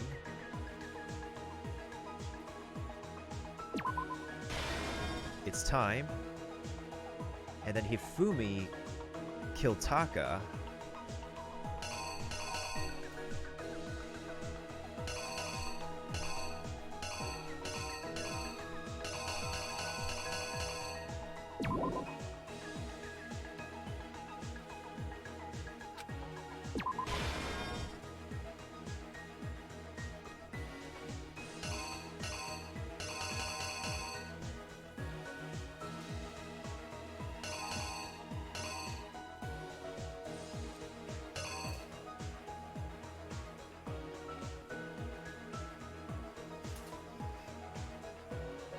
No, it's number 4. It was number 4. Because the killer made it look like that.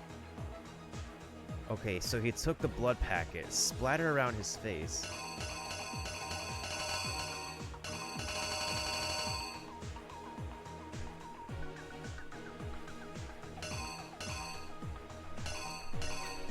He wheeled the body away.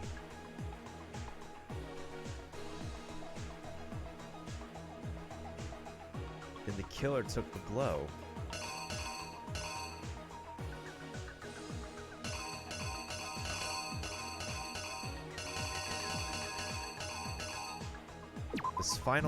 This hammer might be the last frame.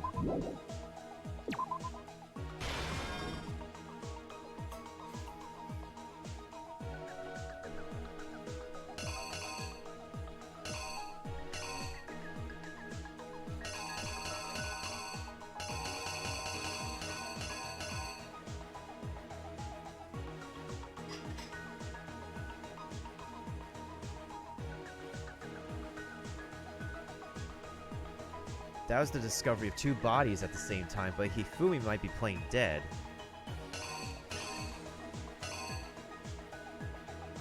Alright, during this time, Hifumi is sweating. So that part makes sense. So what happened at the beginning, though?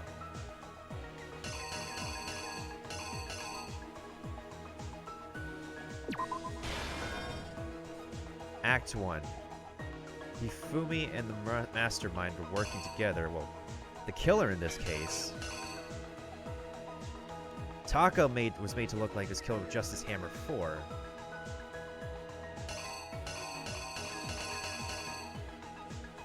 This has nothing to do with the case. The chips had nothing to do with it. Okay, I think this is how we can present it. Oh, we're missing a frame. What's the point of this one, then?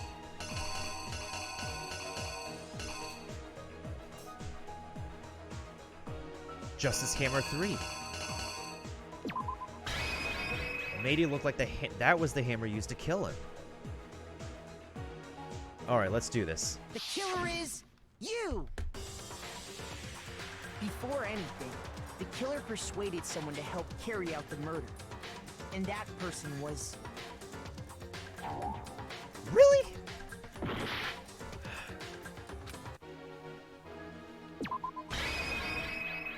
Is it as simple as this bag of chips right here?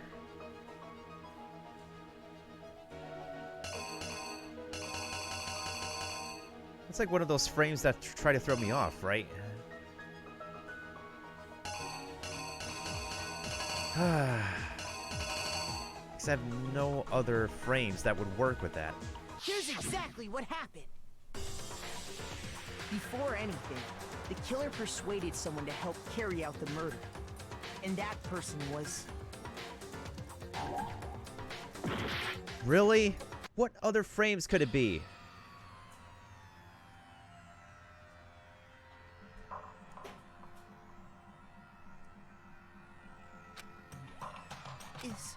Is this really the end for all of us? I refuse to give up yet! You didn't miss too much, Lindsay. I was trying to put together what happened, the entire case. But I can't get the first frame correct. So what the heck? Or is it this one? This must be the first frame. Okay, so... he meets up with the killer like that. The accomplice meets up with the killer. No, Darkhold, the ball was used in the first trial that you were lurking in. So, this is case 2, this is case 1. Those are trials that you lurked in and you weren't part of, actually. Okay, so... the guy who got framed met them at 1 a.m. in the morning.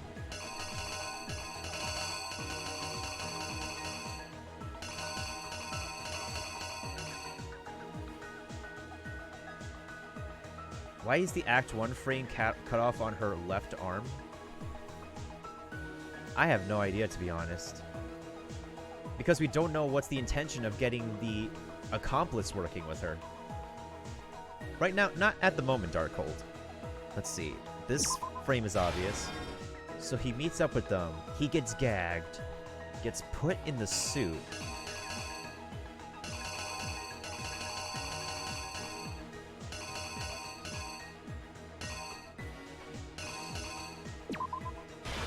The picture was taken. He was looking at his wristwatch.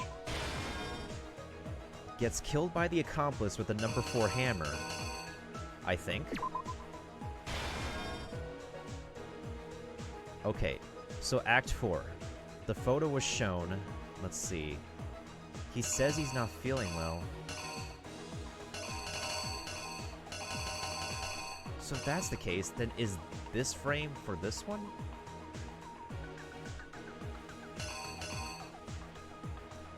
So he took a blood packet, sprayed it around to make it look like he's dead, then placed the number 3 hammer near his body. Okay, he took the body he killed, wrapped it up, moved it from one location to another, met up with the killer, got killed by the killer, and you're left with the murder weapon at the crime scene. Now all we're missing is that one frame.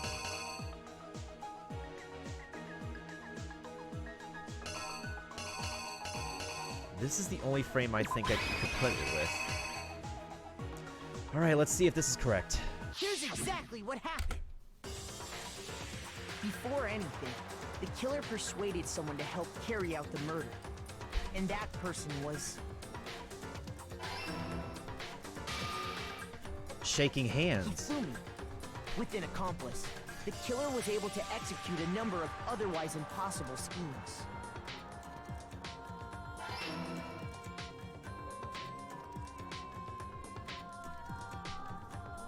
First, they convinced someone to meet them in the rec room last night at 1 in the morning.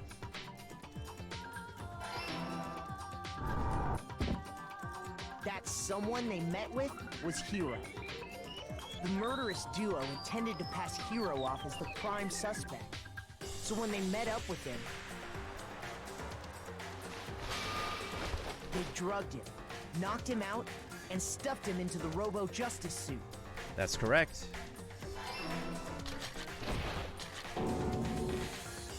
Next, Hifumi positioned himself to make it look like Robo-Justice was attacking him, while the killer used a digital camera to take pictures of the assault. That's correct. They did all this just to create evidence that would put the suspicion on Hiro. When they were done with him, they shoved him, still unconscious, into the pool room locker.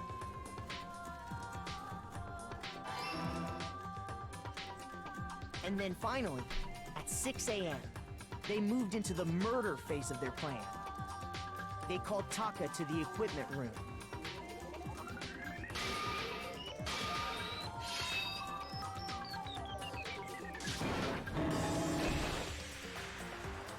And that's where Hifumi killed him, making it the scene of the first murder. That's correct. The murder weapon was Justice Hammer 4, which was left there in the equipment room. The reason hammer number 4 was used was to create confusion about the order of the crimes. So, next they falsified 2 more assault incidents. For these attacks, the killers pretended to be the victims to solidify Robo-Justice as the suspect. The first fake incident was the attack in the rec room. There, the killers wanted us to see Justice Hammer 1 and the Robo-Justice pictures they'd taken. Oh. They wanted to make sure we bought the surprise attack story. I think I know now. The second fake incident was the attack in the library. This time, they planted Justice Hammer 2 and an injured Hifumi to sell us that story. Now is that... With these 2 incidents, the killers were able to create a certain preconception in our minds. That the suspect was increasing the size of the hammers and attacking people in order as they did. We fell right into their trap and started looking for the suspect based on that. But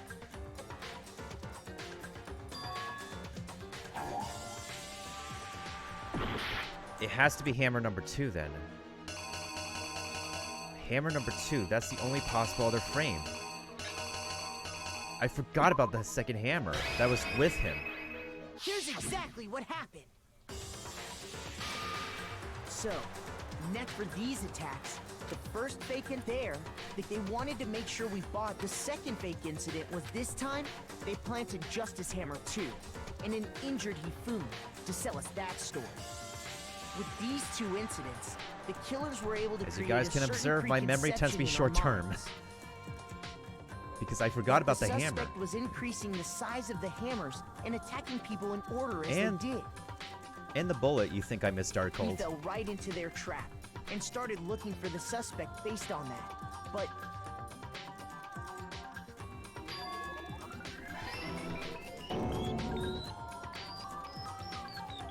while we did that, we left Hifumi alone in the nurse's office.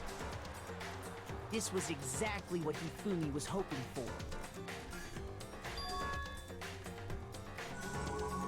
He took a blood packet from the refrigerator and Justice Hammer 3. Is he going and Sailor turned the Moon with room this into a blood crime packet? scene in which he himself had apparently been brutally murdered.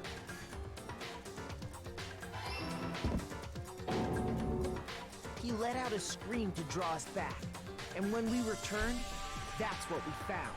That's right, Lindsay. Meanwhile, the other group that had been out searching found Taka's body at the same time. It is. So when we heard the body discovery announcement, we naturally assumed it was for Hifumi. But it was for this body.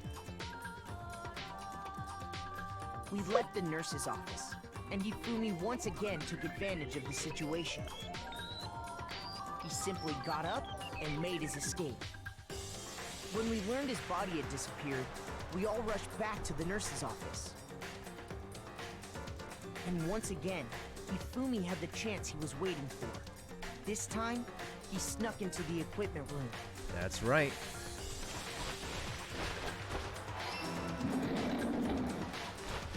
He wrapped Taka's body in a tarp and used the dolly to move it all the way down to the repository. Which is in the physics lab. That explains the how art each room. of the bodies disappeared.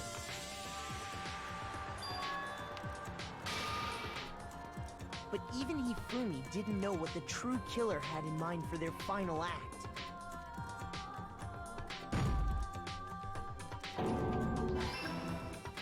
Their plan all along was to kill Hifumi and get rid of the one person who could betray them. Their killer was right about And one they part. did it using an ordinary, everyday hammer from the repository. And that's how it folded That out. should cover everything that happened in this case.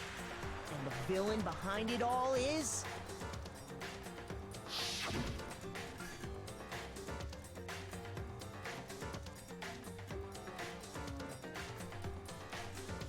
What are they doing? Kissing her?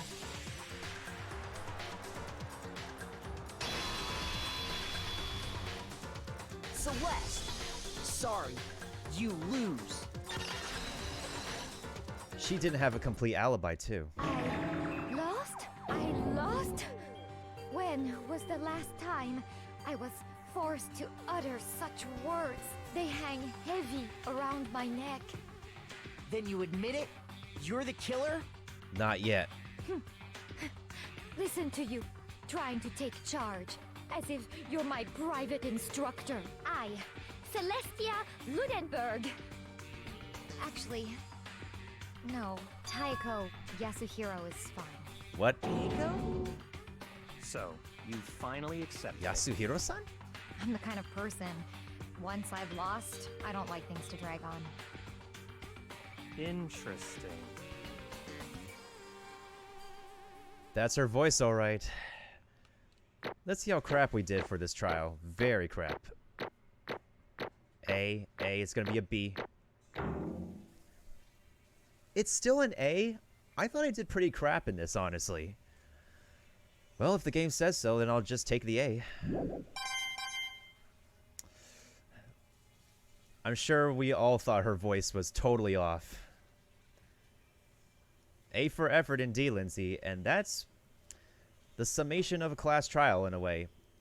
We get to counteract people's statements, recollect everything that's happened that led to the murders, and boom. This is the best part of the game. Monokuma. I'm ready to begin. Or, no. I suppose this is the end, isn't it? It is indeed the moment we've all been waiting for. Time to vote, okay? Okay. If you would, please locate your lever and cast your vote.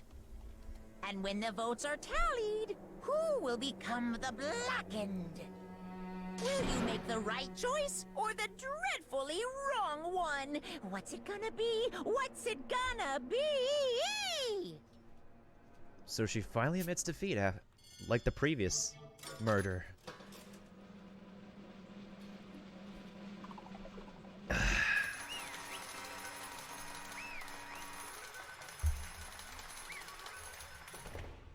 He'll be dead eventually, Lindsay.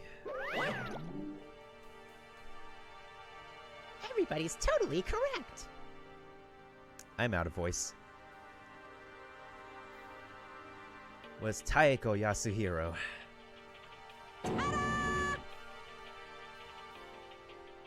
It's not a loser name. What are you talking about? Honestly.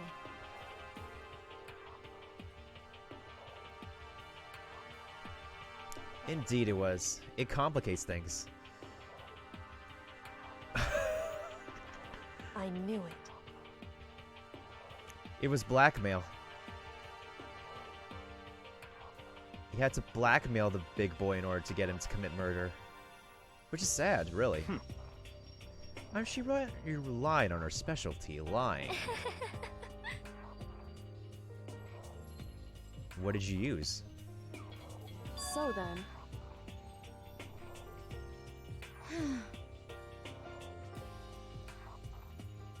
To get Hifumi to act as my accomplice, since I'm running out of voice at this point. Indeed.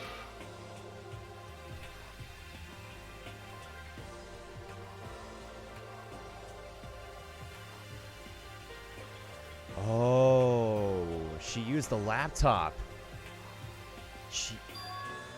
She stole the laptop with the artificial intelligence. Say what? Hey, stay out of this conversation, Bear. just a second.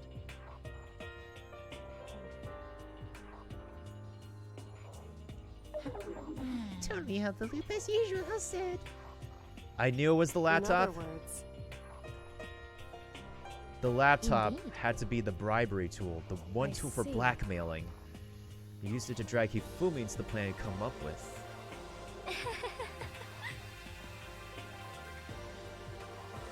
So how... Why is she laughing now? She's about to get killed. Actually,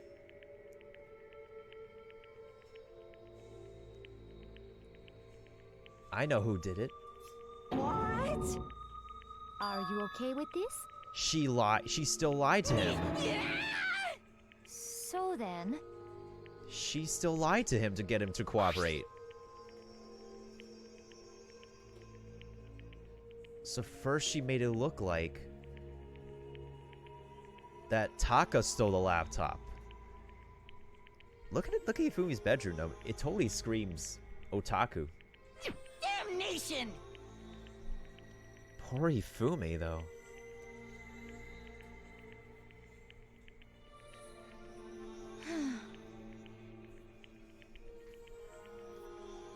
That's a lie. as for me, An otaku is somebody who's pretty as for me, too obsessed with being attracted to fictional characters rather than real people. What? That's putting it strongly. Abuse is a strong word. He took pictures. Oh my lord. Very true, Kaiser dude. Damnation! But from the way Hifumi's room is decorated, though, it totally screams geek and nerd. Say what? He was used, and then he was killed. She enjoyed that? What's wrong with you, girl? He'll be on the SAT, so be prepared. Oh, you gotta get yourself prepared for this, Harbs. We're coming down to the end, the execution. Completely unforgivable! Did he just say the F-bomb? most unfortunate. He actually drops the F-bomb. Actually, Taka is planning to use the laptop to escape, and he has made Hifumi the target, so she claims.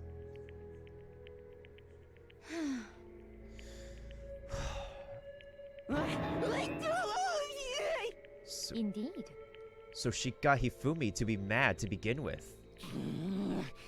This is unforgivable! Completely unforgivable! Honestly. This is sad. You can't help but really feel bad for this guy. I swear I will save her! Actually,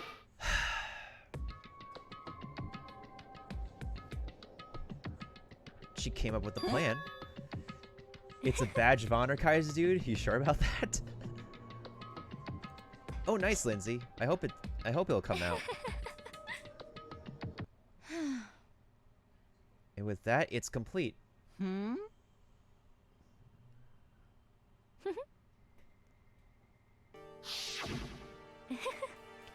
Hifumi agreed without a second thought. The effect that item had on him.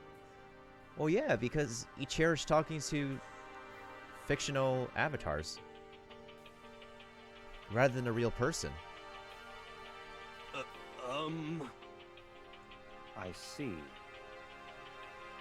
Of course it was Hifumi's creation. What else? indeed. You had to get the body measurements to build it.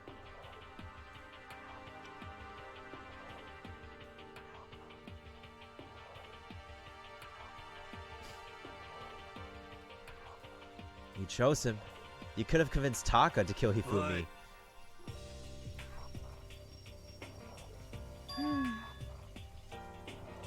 Oh. Let's see. That hurts.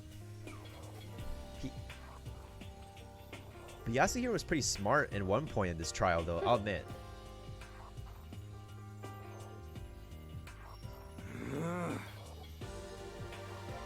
Well,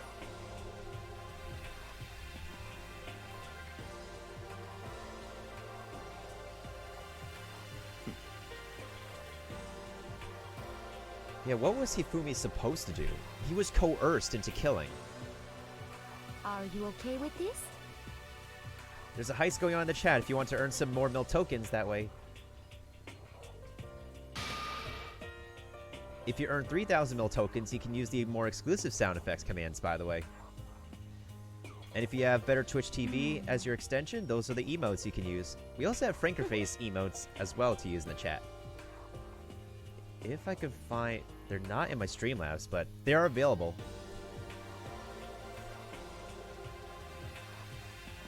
She just wants to murder people?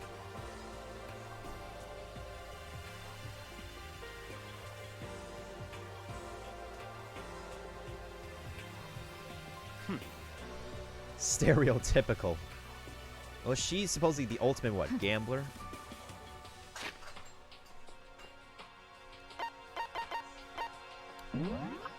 Taeko Yasuhiro. Or, there we go. Celeste Ludenberg. Yeah, her ability is the ultimate gambler. She can stoop to whatever methods to get her way and be out of it. This should update to Taeko Yasuhiro, though.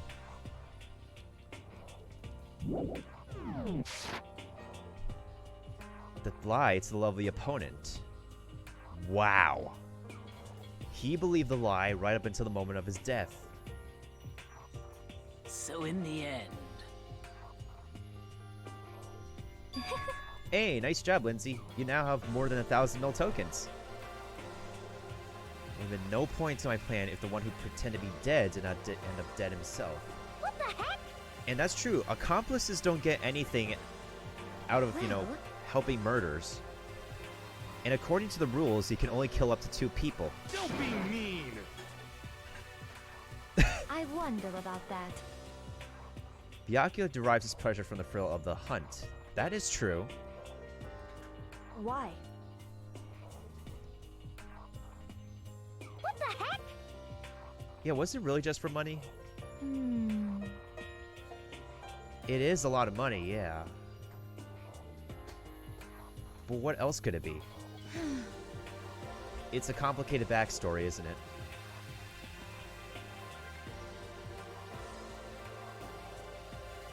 But Yeah, she seems to be the most sane individual, except she's lying. You little bitch! Hey! Oh, that's her true colors, alright. And I thought Toko's crazy personality is... You little bitch! Stop dropping the B word. This is fine.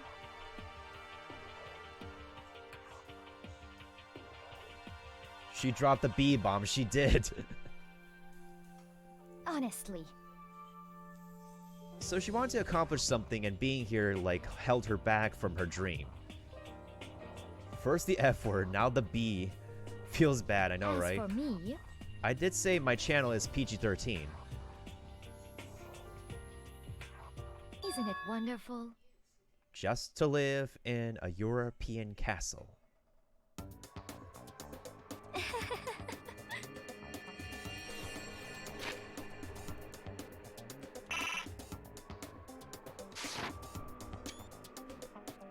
Wow. Make them dress up like vampires and satisfy my wow. What kind of a... I would create a perfectly aesthetic world of decadence. This is fine. Living the rest of my life was my only dream, my only goal. She does want Team Edward. But that's just what her life is about.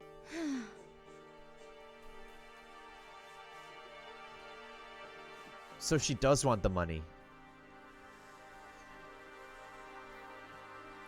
There is nothing to be done.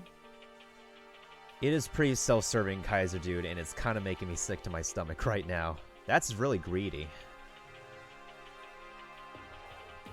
Just the worst.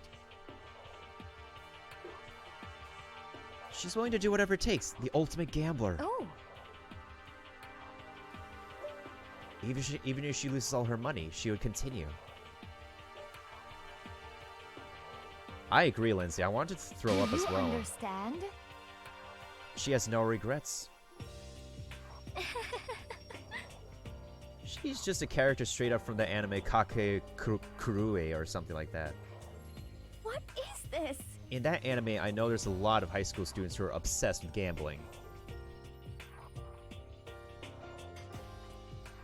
If y'all watch your anime, I'm sure you know which anime I'm talking about.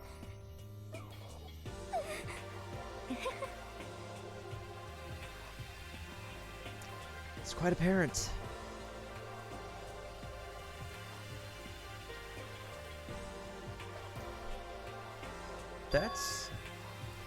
And that's why you're not scared? Yes, indeed. Is she really afraid, or is that a lie? You did watch the anime too, Dark? Nice. I don't mind it Isn't too. Wonderful. She would like to come back as Marie Antoinette. hey, Yeah, you get executed.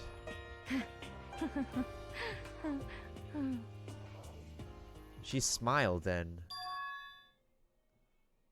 Oh yeah, it's a pretty forced effort. You don't want to die. And she's trying to fool herself, but she's gonna die. Alright guys, you know what time it is. Thrills, chills, kills!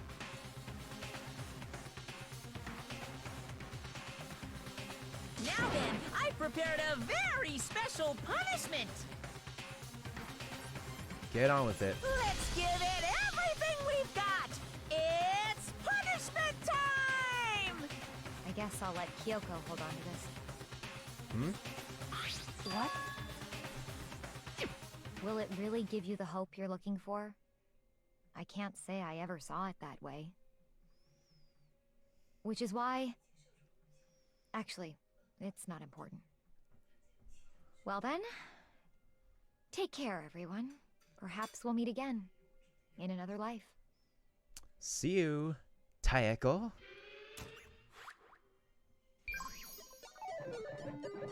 Celeste has been found guilty. Time for the punishment. Let's see how she dies.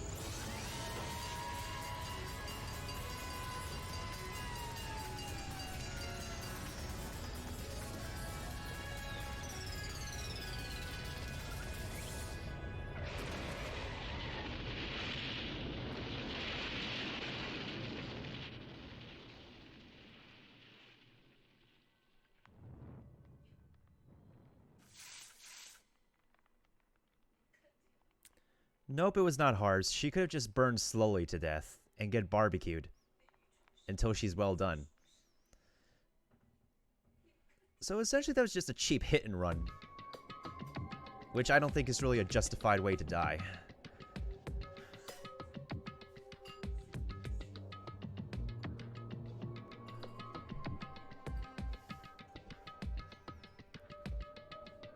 Yeah, but anyone could turn their backs on each other.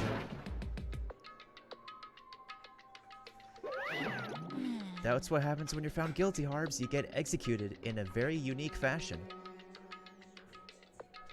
And so more people had to die. Extreme! And these are just high school kids. These are just high school kids. What are you gonna do?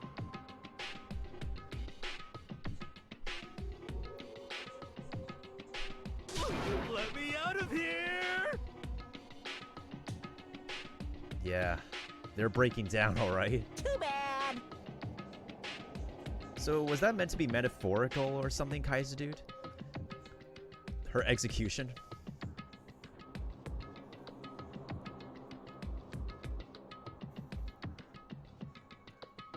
You bear responsibility any other ways.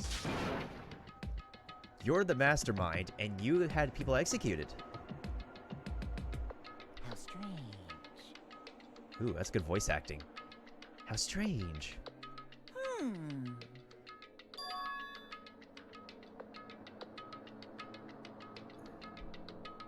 Hey! Hey! What? So then, Answer for an answer.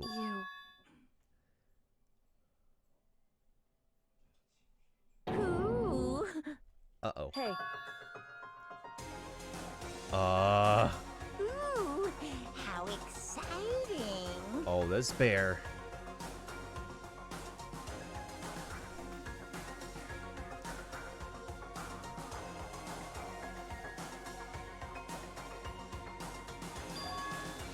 What was that just exactly? Yeah. That sounds not safe for work.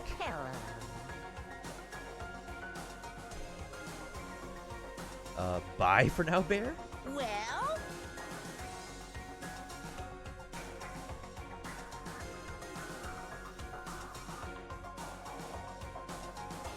We're gonna get the rest of this game see done. ya later.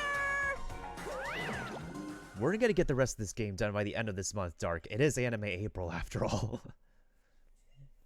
It wasn't all despair. The key, yeah. The key that we got. Yeah, what is that key that you just got? so Oh, welcome back, Kaiser dude. Did you have to step out for a bit? I was just asking you if the execution was like metaphorical or something. I honestly think the truck wasn't necessary. She could have just slowly burned to death and that was it. But I know it's like Monokuma wanted to add his own flair to it, you know? Indeed.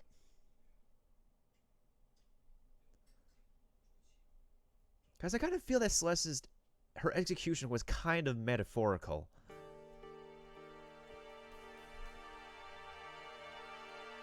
Kyoko looked back at us and said, Hey, she's going to go alone. I'm guessing she found something out about the school? What? Why exactly are you going alone? Said Mr. Byakuya. so... Ah, surveillance cameras, of course. Come on.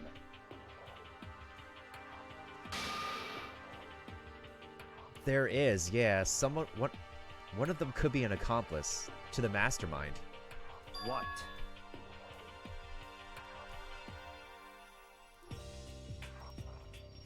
Standing here arguing is just going to draw more attention to us. That is also very true. It will raise your suspicions. Well then. Yo! Looks like we're with Kyoko for some time.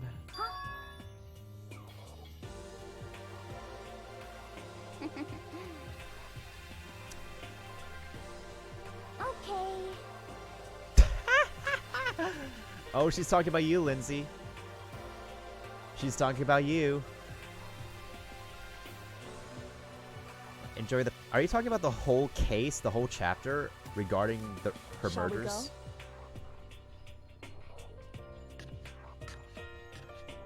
So then, The punishment?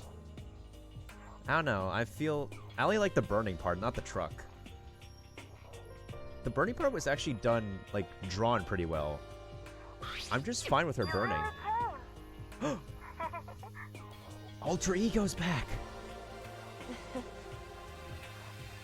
Aw, she's smiling.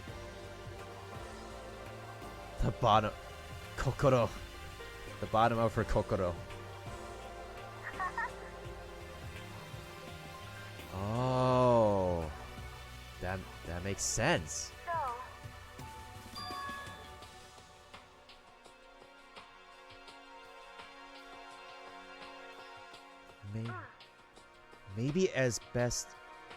Maybe as early as the next day. Yep, finally.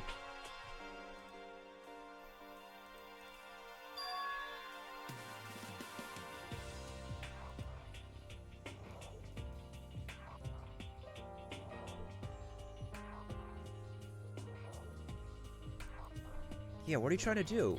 Like, at least let us know. you... However, Well, when will we know? Yeah, exactly. That makes him much more worried.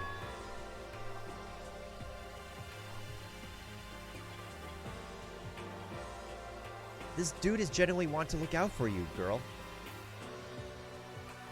Without warning, without explanation. indeed. Yeah, they think that's like one possibility. And this is the only dude who believes in you.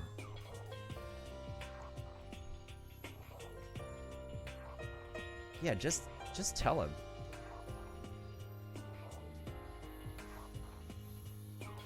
Even though her trust levels are like really low. It's true. Aww. That's cute. Just a little bit more? That's fine.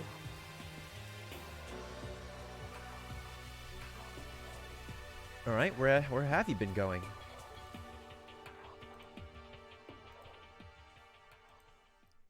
What I heard from Kyoko then was something I would not believe in my very own eyes. Or what I'm hearing.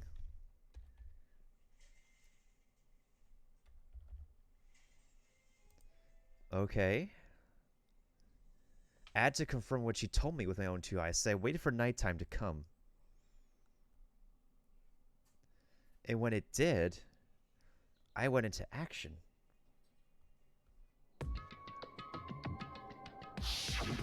Correct. The boys' bathroom doesn't have a surveillance camera or monitor. On the second floor? Really? Surprise, surprise. And in the storage closet there, way in the back, there's a hidden passage. But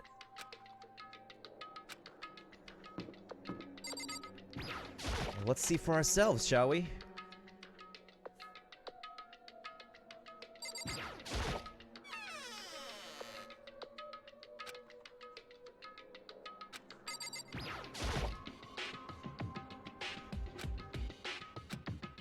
I placed my hand on the back. It's a door.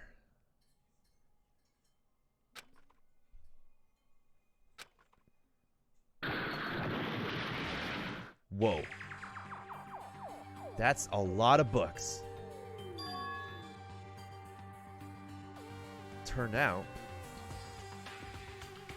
Close the door on you. You don't want anyone to figure you out, yo.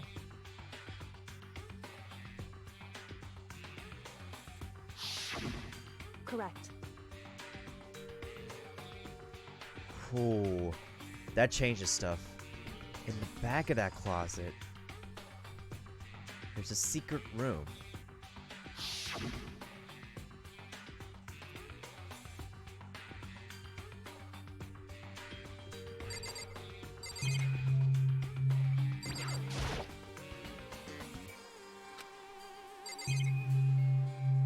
Let's look at the shelf right here. This is sus. And what look like volume after volume of yearbooks. They're all covered in dust, but Hope's Peak Academy student registry? Kyoko probably looked at it recently.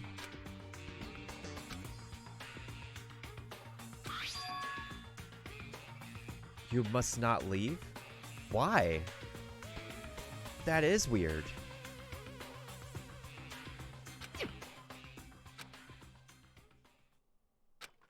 This strange sensation.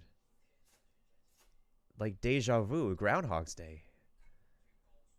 He remembers something.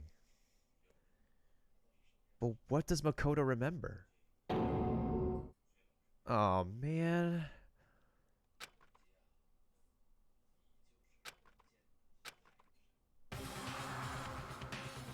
Oh, come on. Can we get an oof in the chat for that? Because that's gotta hurt. Exclamation point F or no. F's in the chat for that. Or oof. You got whacked in the head, dude.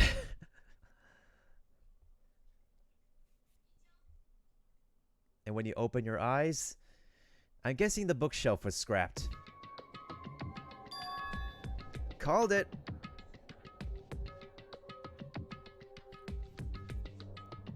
Told you to close the door back on yourself.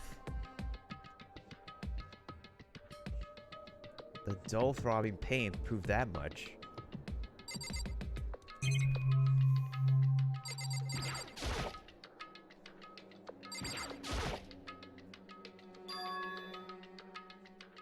It's all gone. You shouldn't have stayed in there for too long.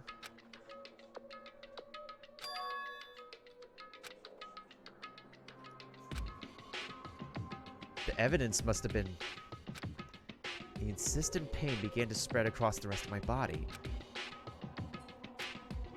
Just head back to your room, dude. Figure things out later. Or straight up ask Kyoko. She knows more about this. She was...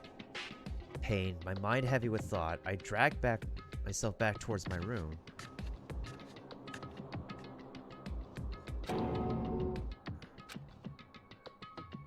The more I felt...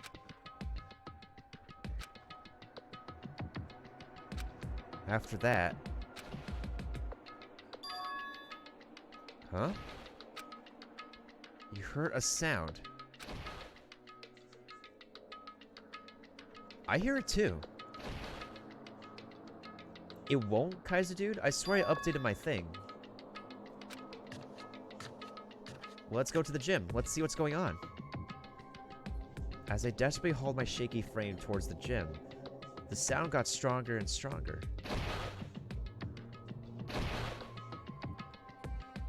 Bagya? Not Doria?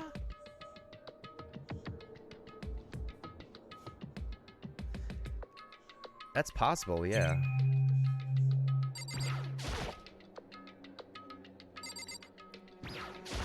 Let's take a look. I did make a sound as I opened the door to the gym, but what I saw only intensified that much more with every sound coming from inside. Bakyu? Hiya! Da-da-dun.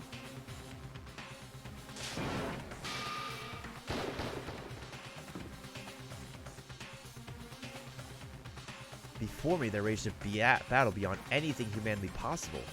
Was Sakura and the bear?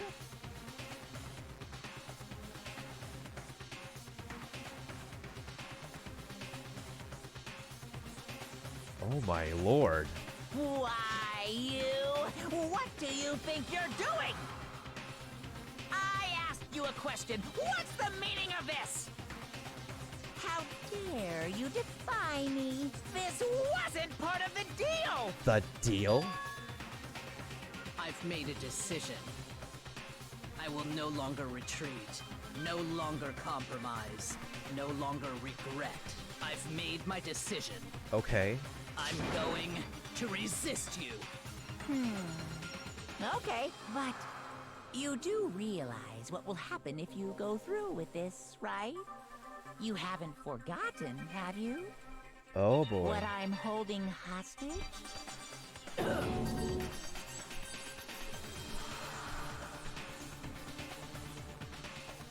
What? A hostage?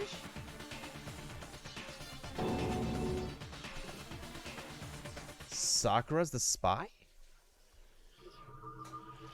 Sakura's the spy for real? I mean, possible, but 7 students left. 7 viewers. It's possible 3 viewers got executed as well.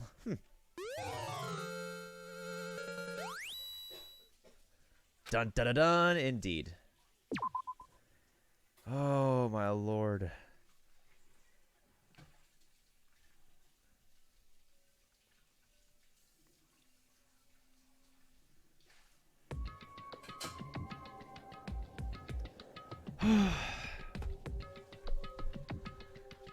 We are getting to some good parts of the game, Kaiser dude, and Dark.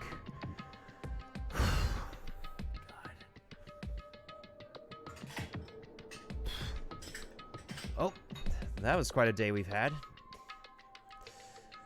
I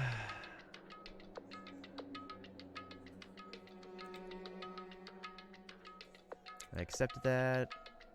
I accepted that. Alright, let me roll the credits. Actually, let me turn off the game's sound for a moment there so I can exit it. And play some more blissful music for you guys to listen to. Oh boy.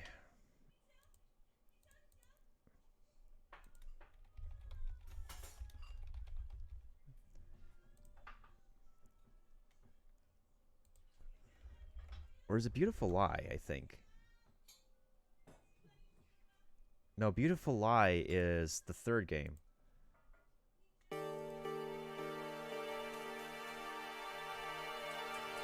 I want to know who as well, Lindsay, but that'll happen the next time that we're going to be going live with Danganronpa. Which I don't know when that's going to be, but some other time for sure. No, don't spoil anything, Dark. Don't! But yeah, definitely thanks to anyone... Psycho Sam, Cyberpunk for following me, Harbs for the 6-month subscription, and nobody dropped a host for me today. But thanks to everybody who stopped by the conclusion of Chapter 3 of Danganronpa today. And the music is awfully loud in my ears, I can't exactly lower it. That was pretty daunting, I'll admit. That was a really interesting case where things got pretty complicated, but at least we unraveled all the ribbons possible for an accomplice getting killed, getting blackmailed, a murder with the bizarre complex. Yeah, she definitely was pretty fake for sure. I had no hots for her to begin with. Definitely no hots for her. So the game... You found out before the rest of us, didn't you, Dark? Why do you say you were a little shocked, by the way?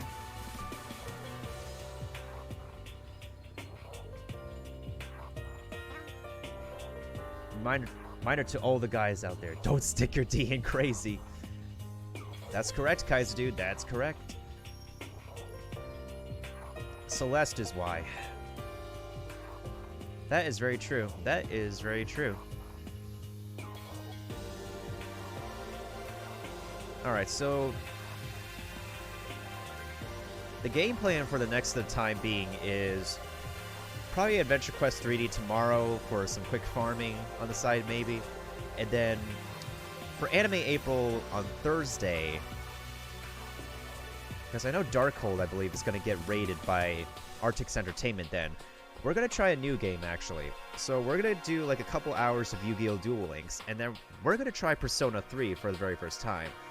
Now, I know Persona has been pretty popular thanks to Persona number 5, and that Joker is going to be a guest character in Super Smash Bros. But I actually first heard about the Persona series with the 3rd game.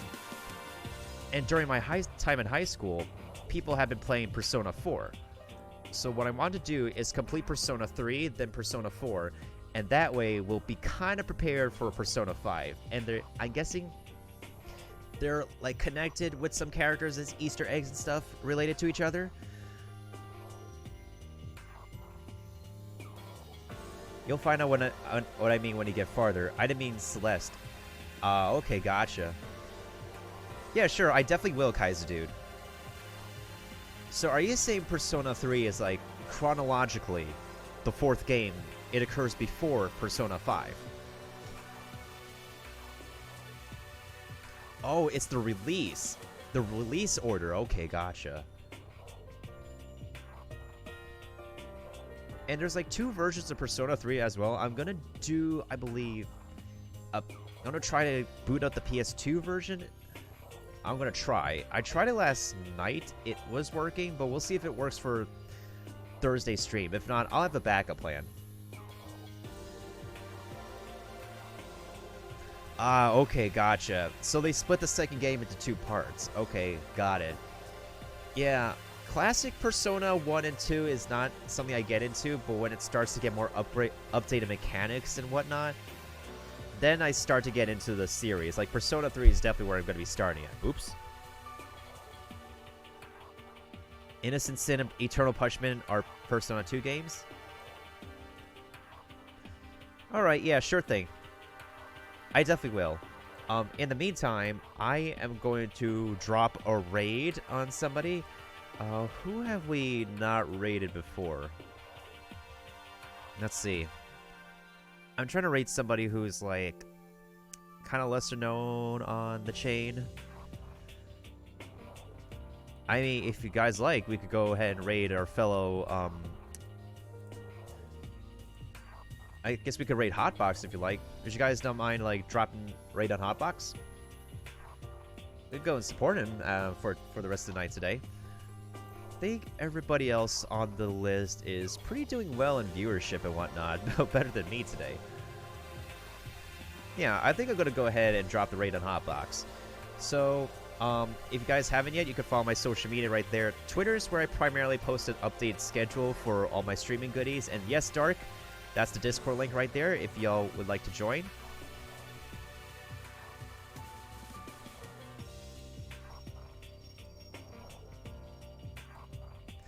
And if anybody's going to stop by a short stream or my next Anime April stream later on Thursday, I believe, I'll definitely see you then. And if you're heading out and not going to join me in the raid, then I wish you a good evening, afternoon, morning, depending on your time zone. So, without further ado, I'm just going to turn off the music volume. And I hope everybody has a good one for today. Pretty good chill stream today. I'm glad you all came along this adventure with me to find out Celeste is a murderer. So until next stream, this will be Miltendo signing out. Or unless I see you all on Twitter or in the Discord. I'm just going to turn off the mic volume.